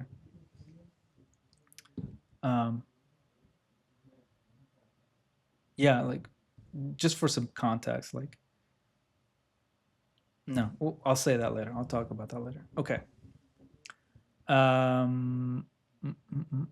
Okay, in the future, the courts and or legislature will likely extend this prong by using a raw computational power of the hardware an AI used to create the invention as a substitute for the person skilled in the art measurement, so that an AI can be compared with itself and other AI in a manner similar to how people are compared to each other when challenging the validity of a patent. We just talked about that, right? Like experts and stuff like that. Okay. Another alternative or supplemental method a court can extend the inventive step prong is by extending the scrutiny the court applies when assessing the character of the contribution an AI made to further the completion of the invention claimed in the patent. I actually came up with these terms, by the way. The character of the contribution test and the raw computational power. Like I came up with that. Not super creative, but they're good stand-ins, I think. What do you think? You think I should call it something else? Let me know. All right. So, raw computational power factor. The reasons for having tiers, and this is, I touched on it very briefly earlier, but this will go into it more. Okay. Humans like the concept of placing creatures and things in separate boxes and assigning rights and privileges to the box and all its contents according to the label of the box. And although we may give all creatures and things in the box equal rights and privileges to that of other creatures and things within the same box, humans are historically comfortable with one box having different rights and privileges than a different box. All right. In the United States, for example, humans have different rights and privileges than dogs, who also have different rights and privileges than cockroaches. A human is given a different level of legal right. Excuse me. A human is given a different level of legal right not to be killed by another human than the level of legal right a dog has. Then a dog is given to live and not be killed by a human. And further, a cockroach has a different level of legal right to live and not be killed by a human. That these entities have different levels of legal rights are evident by the legal repercussions and the amount of resources allocated to enforce punishment upon these actions. Like, I don't need to go into statutory law, for example, to, like, I don't have to go through a bunch of cases for this to be evident. Like, it's like the actions speak louder than words. Okay. Actions speak louder than words, and you see it in the legal system too. And that's what we're talking about here. Okay. So while a human killing a human can and likely will result in jail time if proven in court, at present, not only is there no punishment to kill a cockroach, but it is in fact encouraged by allowing the pest extermination industry to legally exist and profit. Okay, so if you're looking at this, what I'm saying, we're talking about, again, these different boxes, right? Like, it is not illegal to assassinate cockroaches in the United States. There's licenses for it even. But it is super illegal to assassinate humans. Don't do that. You're probably gonna go to jail if it gets proven. But if you were to take right now, okay, I don't know how laws are gonna change, but if you were to if the government was to sue a person and said, you had a license to kill cockroaches and you killed that cockroach, there's no punishment for it because you had a legal license to do it. And so the legal system has said it's okay to do that, right? Okay. So different rights for different things, right? Cockroaches have different rights than humans. Same thing's going to happen with AI. Different types of AI are going to have different rights. At least that's my prediction. Okay. It is therefore quite likely that computers and AI or AIs in their various forms will likely also be broken up into various boxes, and each box will likely come with its own set of assumptions, presumptions, and rights and privileges according to the box they are placed in. As stated above, these categories will likely be in 3 tiers: presumed not inventive tier, a balancing test, and a presumed inventive tier. Okay. So the raw computational tiers and actions. In terms of raw computational power, AI that was run on a consumer grade classical computing hardware, like a computer on a car or a cell phone, or even high end personal computers, will likely fall into the presumed not inventive tier.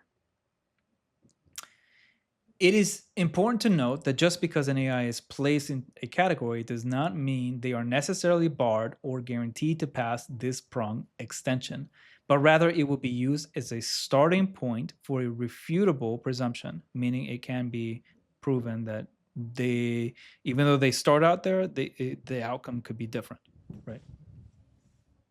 Okay. Imagine this: human brain versus classical or quantum computing hardware. Everything left to the imagination.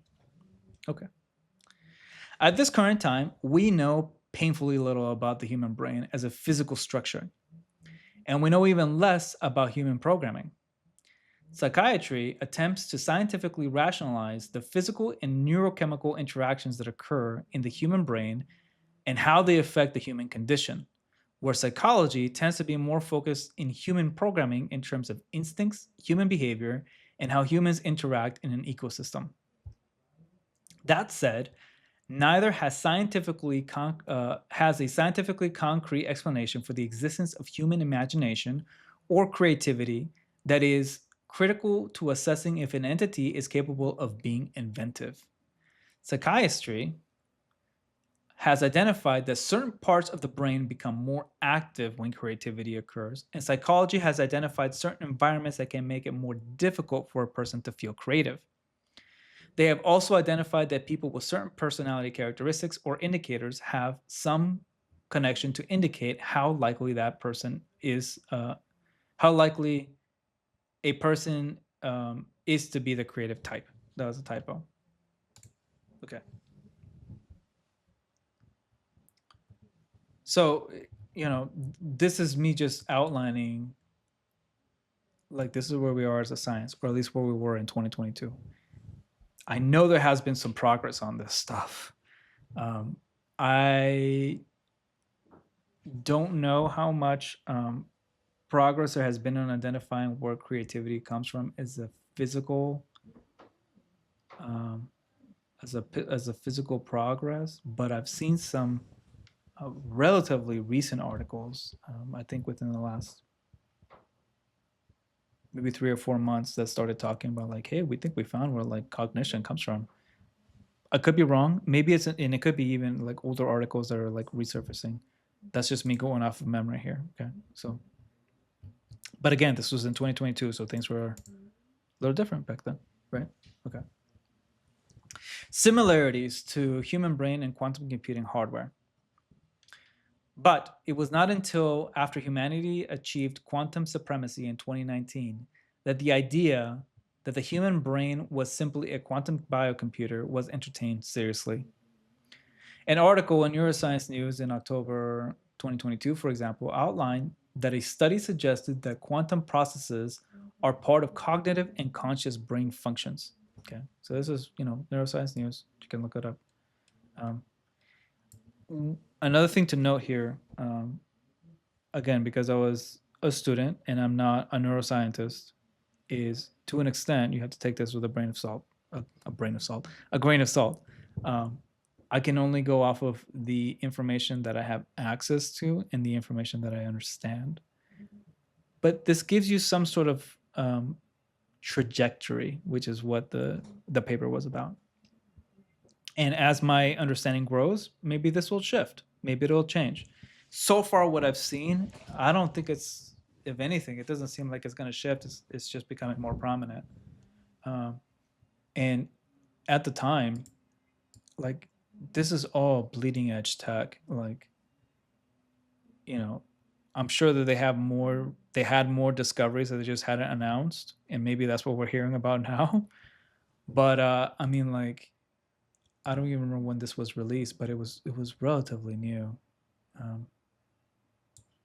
I mean, it was from 2022, and I accessed it in 2022, so less than a year old, you know. And in terms of the span of humanity and how long we have been around for to like change our understanding in our environment, that's not long. 1 year is not much of anything. Even in the terms of how long computers have been around for, which is also not very long.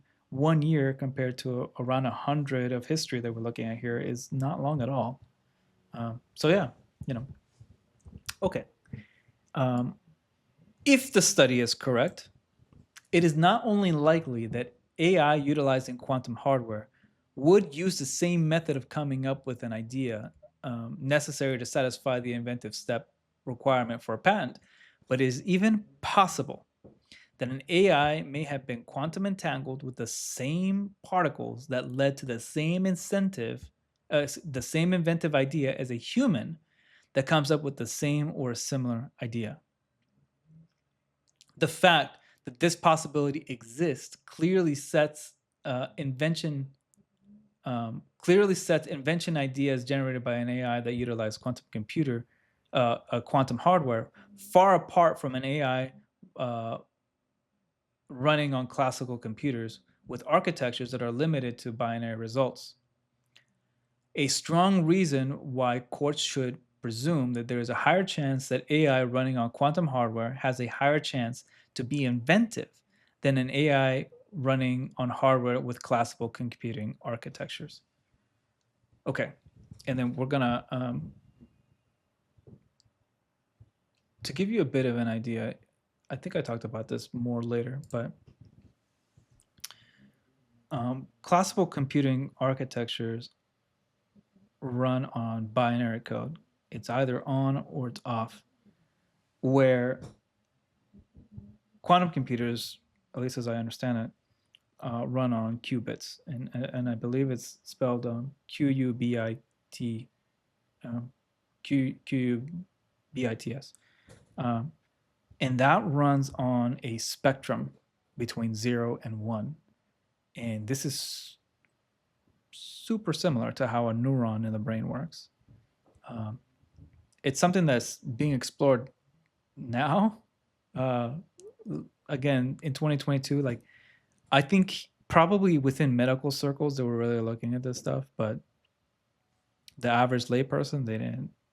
No, I'm relatively certain that most people aren't like, hey, we're building a lot of computers, or quantum computers specifically. But yeah, okay.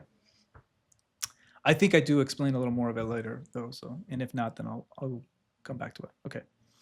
Classical computers in the presumed non-inventive. Classical computers in the presumed non-inventive tier should fall under this tier because their associated abilities should theoretically be limited to assisting a human inventor with drafting CAD designs described below and light engineering analysis or renderings that a human manually constructs. Classical computers in the balanced tier fall in that tier because although they will have similar characteristics as those in the second tier, they will have computational power that is much more capable of generating methods and ideas than a human participant was not anticipating. There is a typo here, so I'm going to make a correction. Okay. They will have similar characteristics as those in the second tier. I meant to say in the first tier. So although computers that are placed in the presumed not inventive will be similar to that of computers placed in the balance test, which is the second tier. Although they will be similar, the ones in the second tier would have the distinction that they would create inventions that people are they just don't think like that. They likely would not come up with that sort of solution to a problem. And we'll get into that later. So you'll see what I'm talking about. Okay. Character of the contribution, the Patent Act, the focus on the solo inventor. Okay. Another method of extending the inventive step prong is to characterize the character of the contribution that the AI made towards realizing the final design of the product. To better understand how this factor would work, it is important to understand some of the realities of how inventing tends to happen in today's terms.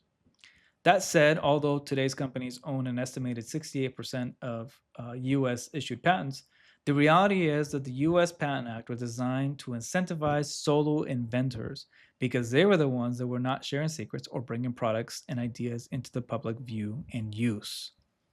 For this reason, we will focus on what a solo inventor with an idea who is not an engineer would experience today when attempting to prosecute a utility patent for a new product.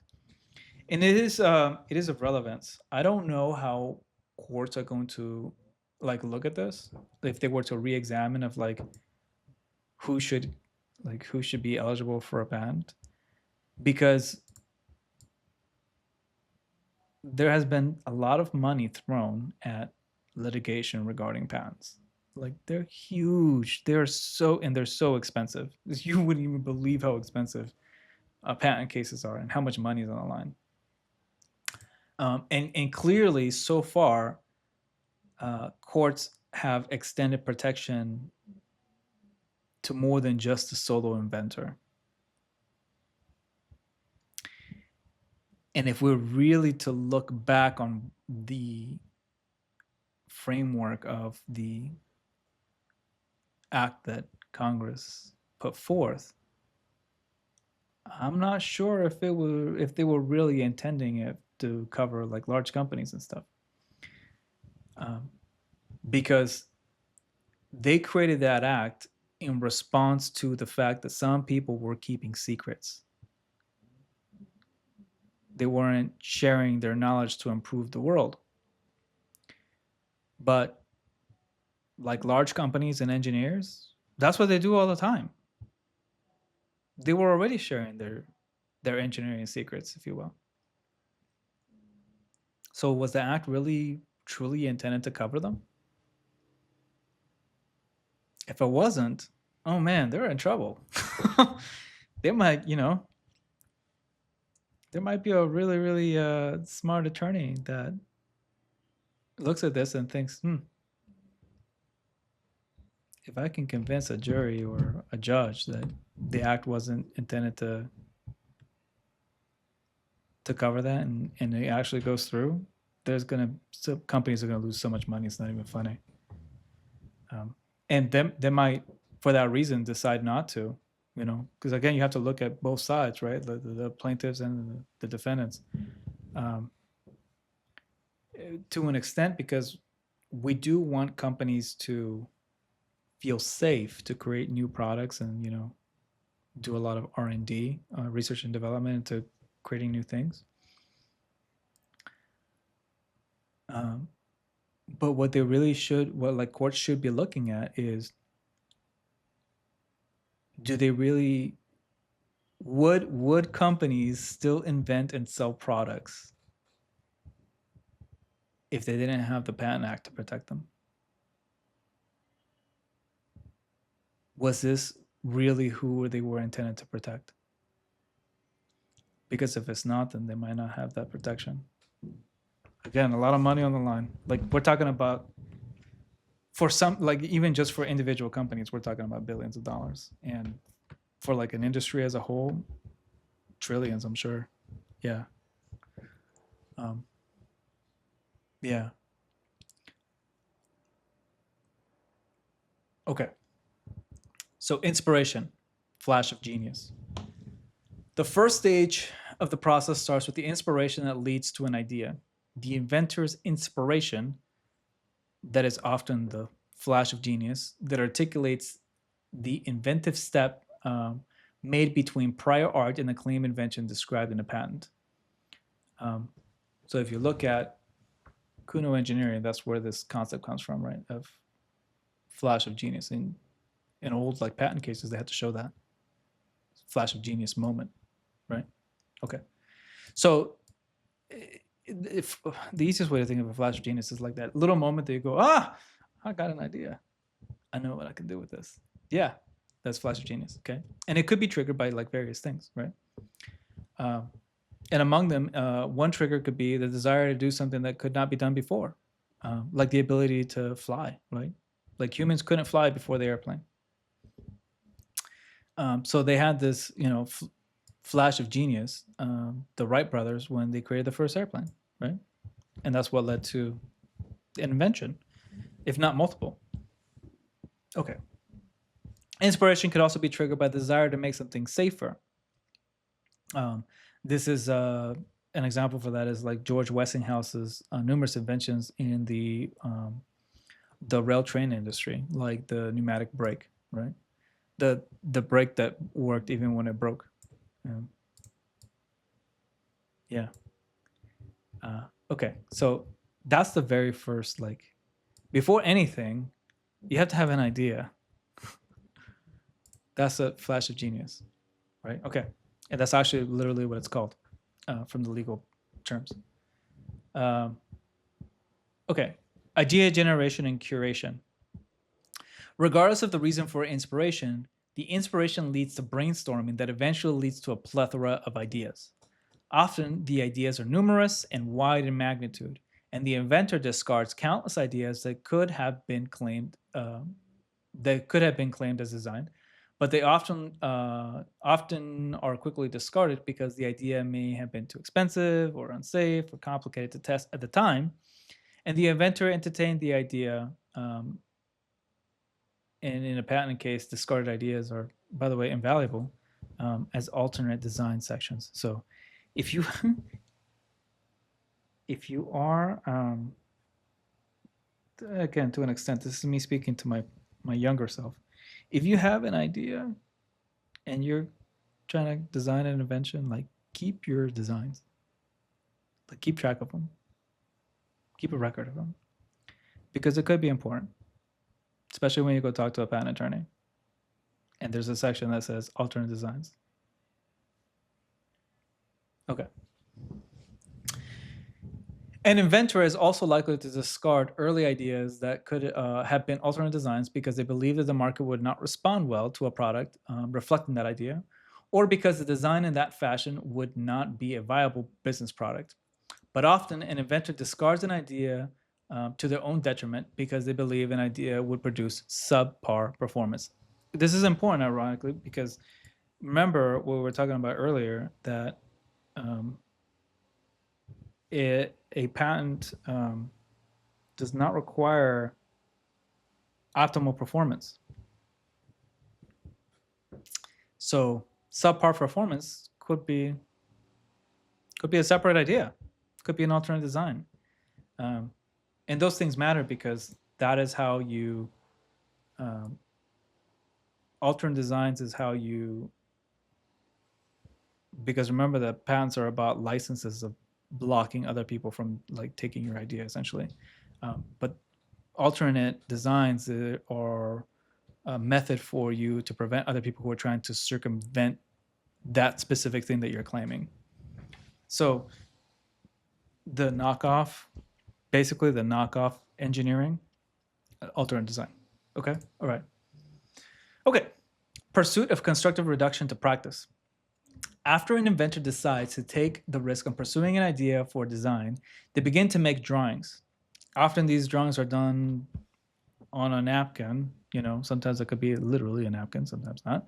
Especially when the inventor is not particularly well versed in using computers or engineering software. After the inventor starts making drawings, the path quickly diverts. Some inventors immediately seek legal representation at this point, and others either begin improving the schematics for the invention or they begin prototyping, even if only rudimentary. If patent prosecution counsel believes the idea is patentable, and remember, not all inventions are eligible for patent, they will likely suggest hiring engineers and drafters to assist the inventor in meeting the high standards of engineering that the validity of a patent will require to survive both prosecution and litigation later. Yeah, unfortunately, the better designed it is from the get-go, the easier it is for you to, like, first of all, actually get the license from the USPTO, the U.S. Patent and Trademark Office, but also when you have to defend your idea in court, like it's easier if everything is documented well. And unfortunately, engineers are better at doing that than people who are not engineers. In terms of engineering design, right? That's what it is. Okay. Character of contribution tier 1, presumed not inventive. When an AI is being named an inventor on a patent application, this is where the character of the contribution factor should begin when determining if the AI contributed enough to warrant meeting the inventive step prong. If an inventor hires a drafter to transcribe the paper napkin drawing into a digital computed aided design, that's what CAD stands for, model today, we would assume that although the drafter was critical to the operation, they did not contribute new critical abstract ideas that materially, meaning importantly, changed or added new function to the claimed invention. Okay. So, and it's kind of the same as like if an artist was to, let me rephrase this. If an artist was to draw the Mona Lisa, okay, let's talk about Mona Lisa.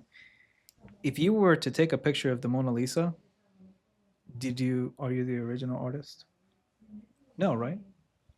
We wouldn't, like, it would be absurd. It would be absurd for somebody to say, I drew the Mona Lisa, or I created the Mona Lisa, and all they did was take a picture of it. Same thing, right? Like and not to say that drafters aren't important. Of course they are. But in the analysis of did this person invent something, meaning can they be a co-inventor in a patent application, or rather, let me rephrase that, can they stake their claim as a co-inventor, even if the original inventor said, I invented this by myself? Can the person who created the drafting design, meaning they took the drawing from a napkin form and put it on a computer, we wouldn't even think of that being like, you didn't change the function of the invention, right? You just transcribed it essentially. It's like again, it's like if somebody was to write a book on paper and pencil, and then you got somebody to type it out, they didn't change any of the words. They didn't come up with the story. The author did. Same thing. Okay. Likewise, an AI that contributed no more than the engineering analysis to a CAD design that the inventor created should be presumed not inventive. Okay, we're talking about like small iterations, stuff like that, basically, right? An easy way to understand this is when compared to an author writing a book. When the author writes the book in Microsoft Word, the computer suggests to the author that a word is misspelled or has a grammatical error. And the writer takes a suggested solution, or the misspelling is autocorrected. We would not credit Microsoft Word as a program as a contributing author with legal rights to the book royalties because it made the suggested correction that ultimately ended up in the book. We tracking? I think everybody into it, that right? Okay. Character of the contribution tier 2, the balancing test. So this was the presumed not inventive, right? Okay. Character contribution tier 2, balancing test. AI character of contributions that should fall in the balancing tier should involve a symbiosis between human or cyborg and an AI. When a human gives an AI an objective or inspiration, but no guidance as to how to achieve that objective, it should fall into this tier. Examples today of this type of symbiosis in action can be seen when a physicist instructed an AI to find a way to bring an atom as close to absolute zero as possible. This is a temperature, absolute zero. It's like a negative 300 degrees Celsius, I think. What was it? I don't remember.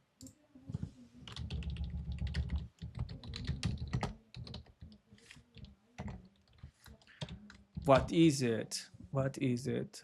0 Kelvin, negative 273 degrees, 73.15 degrees Celsius, which is the equivalent for those of us in the States of negative 459.67 degrees Fahrenheit.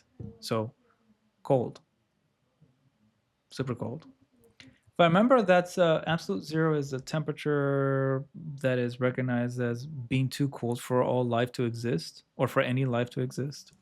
Anyway, so, and by the way, I don't know exactly why they were looking for this temperature. I believe it's because again, I'm not a physicist. Um, at those temperatures, you start to see like um,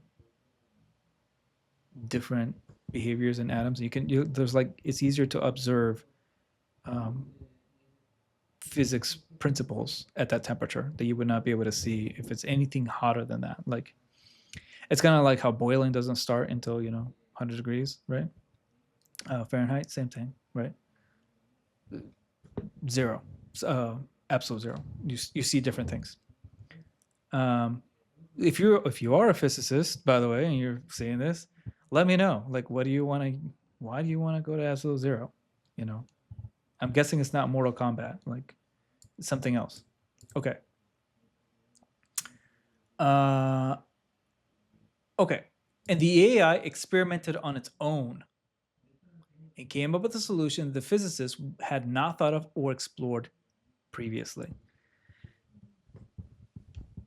So, presumed not inventive as a characteristic is the person came up with the main idea and then the AI refined it. The balancing test is more akin to here's the objective that I want, figure it out.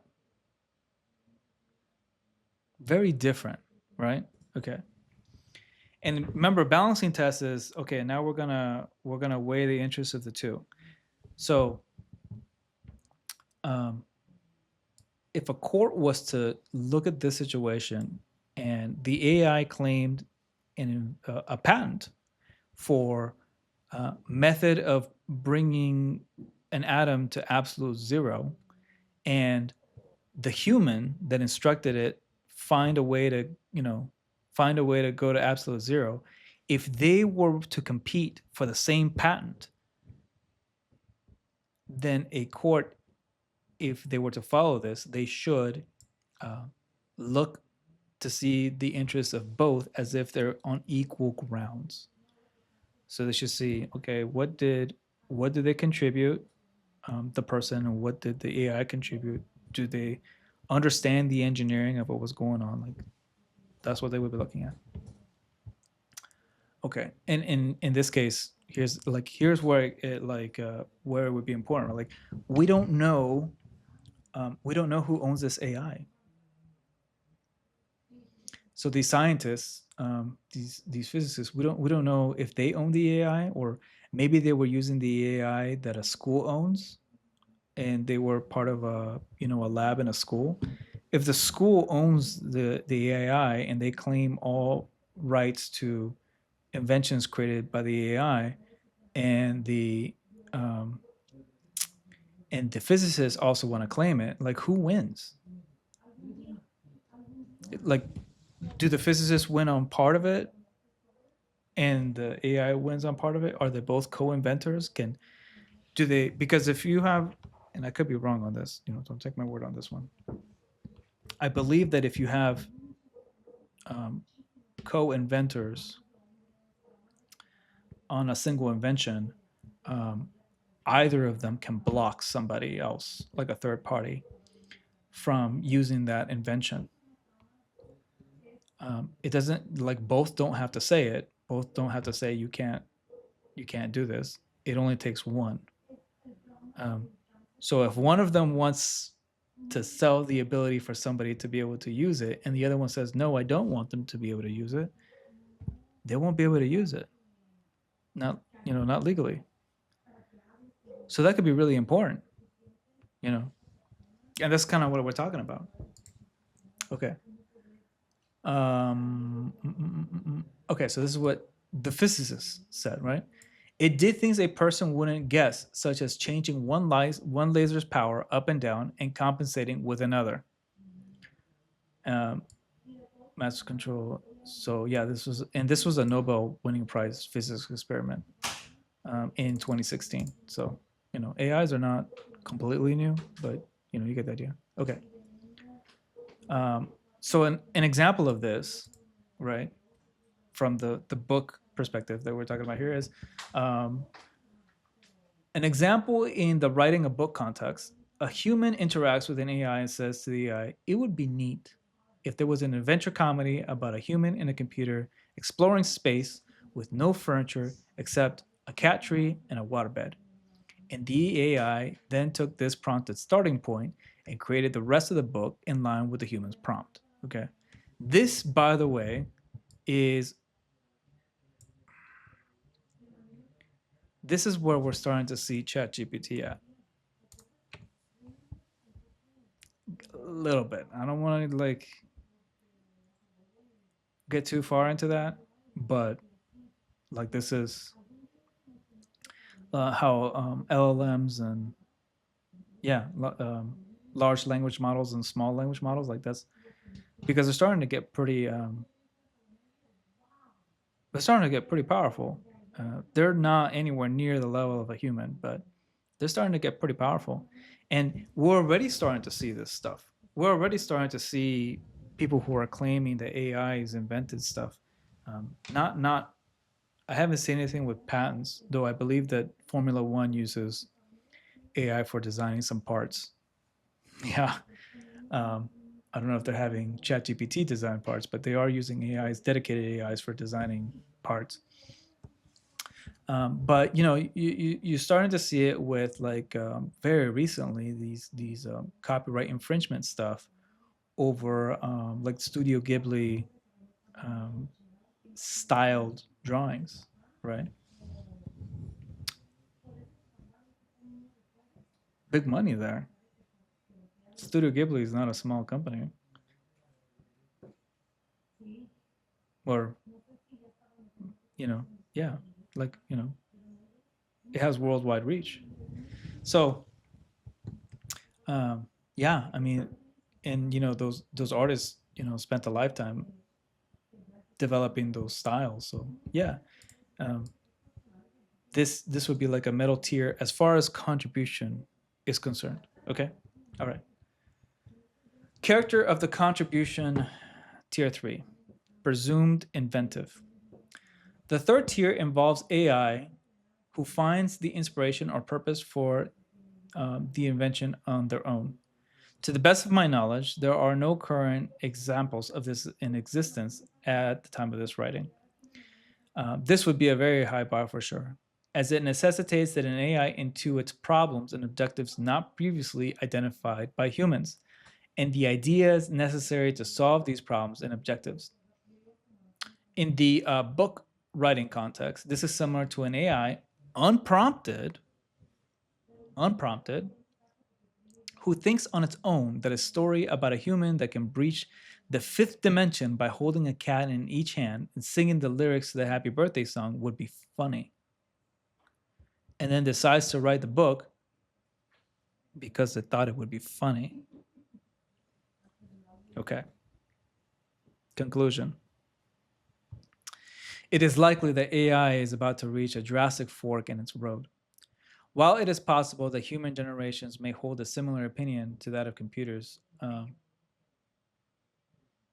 while it is possible that future generations may hold a similar opinion that computers cannot be sentient AI with their own purpose, desires, and personalities and ambitions, it seems inevitable that this opinion will change because the future generations of voters, judges, and juries and legislatures will be far more intimate with the computer devices in their lives than are the current and past generations to determine that patents must be made by a natural person. When these changes in culture occur, many parts of the legal system will have to change in order to accommodate the realities of the world and the decisions that voters make regarding AI. One of the items in the legal system that will have to change is the patent system. and after the notion that only voters will, and after the notion that only a human with flesh and bone can be an inventor, the court will have to struggle with the fact that although human interests and preventing devaluation of the immense difficulty and economic risk human inventors experience from the point they are inspired to make a change in the world by inventing something new, all the way to defending a patent from another human or AI who wants to challenge the validity of a human's patent. When this occurs, a court should extend the inventive step um, to make presumptions as to how likely that AI is able to meet the inventive step prong requirement with a factor test that involves an objective view of the raw computational power of the hardware an AI used to generate the ideas in the claimed invention, and or the objective view of the character of the contribution the AI used made to the final resulting claim invention in the patent application.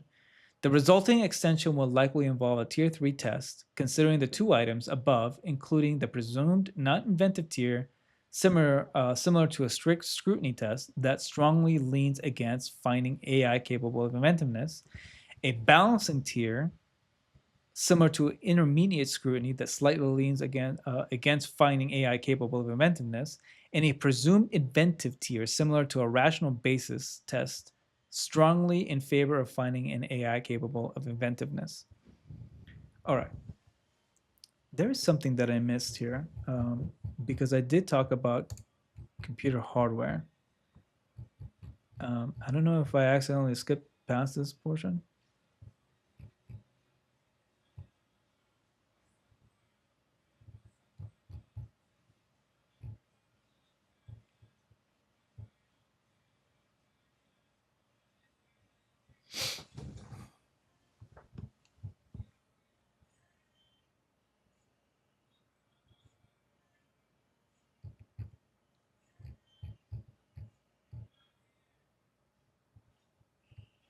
No, I guess I didn't. Okay. Maybe it's just time for me to update the paper. Again, I wrote it in 2022, and a lot of things have changed since then.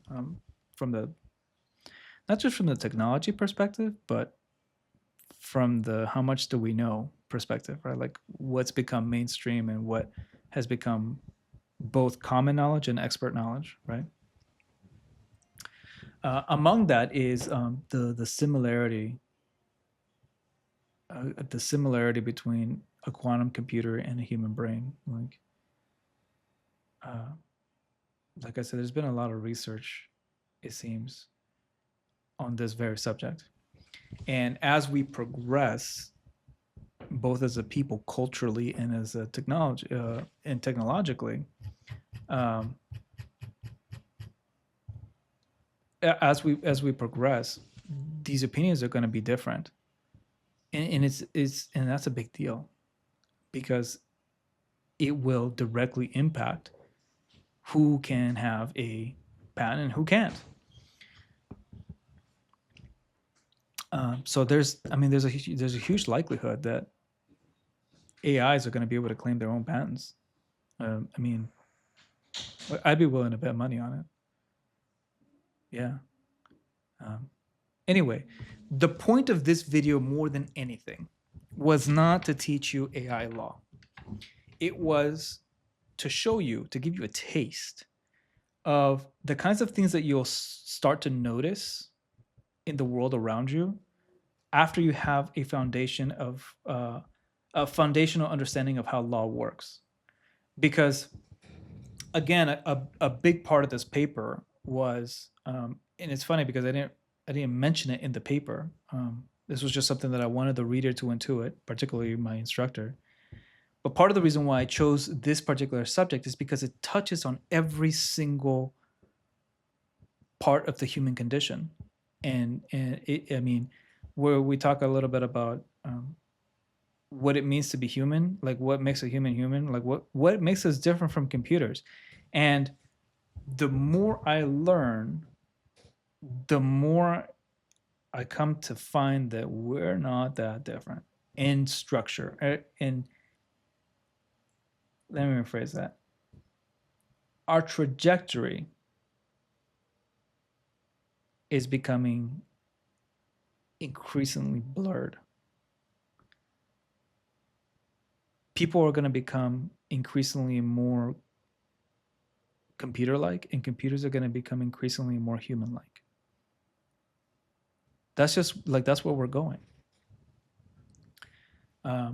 And so there will come a point where we're going to have to ask ourselves, like, how much computer do you have in your body, and does it stop you from being able to claim inventions?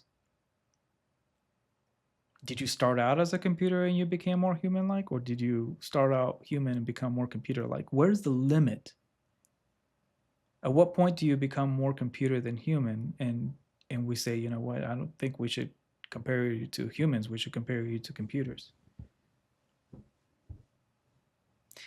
And you know, that's not happening right now. This is, again, stuff that we'll probably see in, you know, 50 to 100 years. But you know, you look at, for example, like I said, Neuralink is, you know, already starting to do some of this stuff.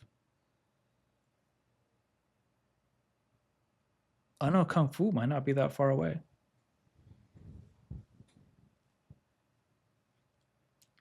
And we're going to have to ask ourselves, okay, and where'd you learn engineering from? Did you, I know Kung Fu, your engineering knowledge? Is it really, did you really invent this thing, or are you running essentially an algorithm in your brain to come up with a synthesis of ideas from prior inventions? What's the difference? Most people, or most inventions, are really just a collection of other inventions done in a different orientation. You know, it's like there's a movie about what's his name? Robert Kearns. He was he was a he was an engineer who ended up teaching himself law to fight Ford Motor Company back in, I think it was 50s or 60s. I don't remember which specifically, but around that time frame, in like their height, at like the height of Ford Motor Company. He invented the intermittent windshield wiper. So you know, the windshield wiper motors in your car, they can different speeds. He did that, right? It used to just be a constant speed, and it caused problems. And so he came up with the idea to, you know, let's how to do it, right? The electronics and stuff. Um,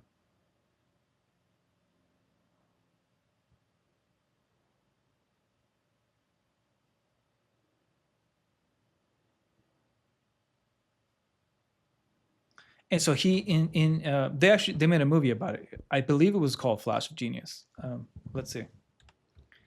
Actually, fun movie if you want to watch it. Yeah, okay. From 2008, Flash of Genius. Yeah. Yeah, Robert Kearns. That was the real life person's name, right? And it's, like I said, based on a true story. So in the movie, I don't know about the actual oral arguments, but in the movie, he brought out the example of a book. And what he compared his invention, because his invention was electronics, and it had the argument that was being used against him was that he didn't by himself create a new transistor or a new type of, in the movie, okay, a new type of invention. But the way that something is assembled has value. And even today, like in patent law, we recognize that a method for doing something, like a different assembly line, for example, could have a could be patented separately, right?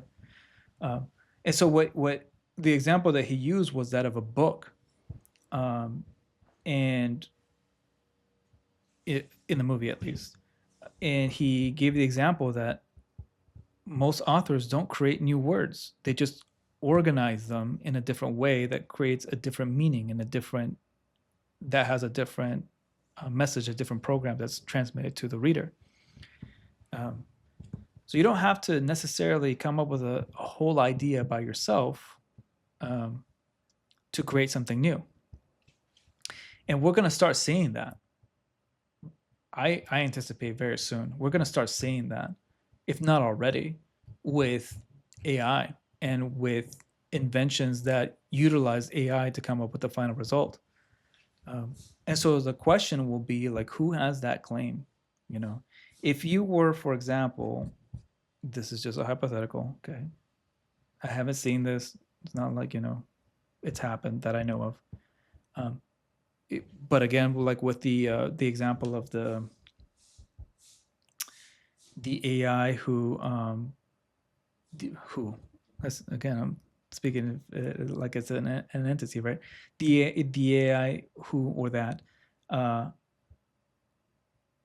changed the power of the lasers up and down. It was like turning on and off and changing it up and down. If the AI and the hardware that it ran on was owned by a different entity and they wanted to claim that for themselves, or in modern terms, if you were to, for example, use AI, you were to use, I don't know, ChatGPT or whatever, what Gemini, I think is Google's version. If you were to use it and you came up with a new invention, and then, for example, Google or OpenAI said, "Well, you use our AI to come up with it, and actually our AI came up with it, not you," do they have a right to a claim? Do they have the right to be named a co-inventor or a sole inventor of the same idea? Right now, the answer is no, right? Because it's not a natural person. What about 50 to 100 years from now? We don't have the answer to that, by the way. We don't have the answer to that. But this paper is a way of measuring how to come up with the answer. And I wouldn't have been able to do it if I didn't have the foundational knowledge of the other courses, the last 6 videos that that I assume you've already watched. So if you were watching those thinking, why should I care about all this foundational, like religion plays a big role, and we're British and blah blah blah, stuff like that. If you're wondering why that was important, this is why it's important, because it helps you to predict the future, and it helps you to position yourself in a way that you could be most profitable. You're welcome. All right, people. We were here to lawyer up, and now you've lawyered up.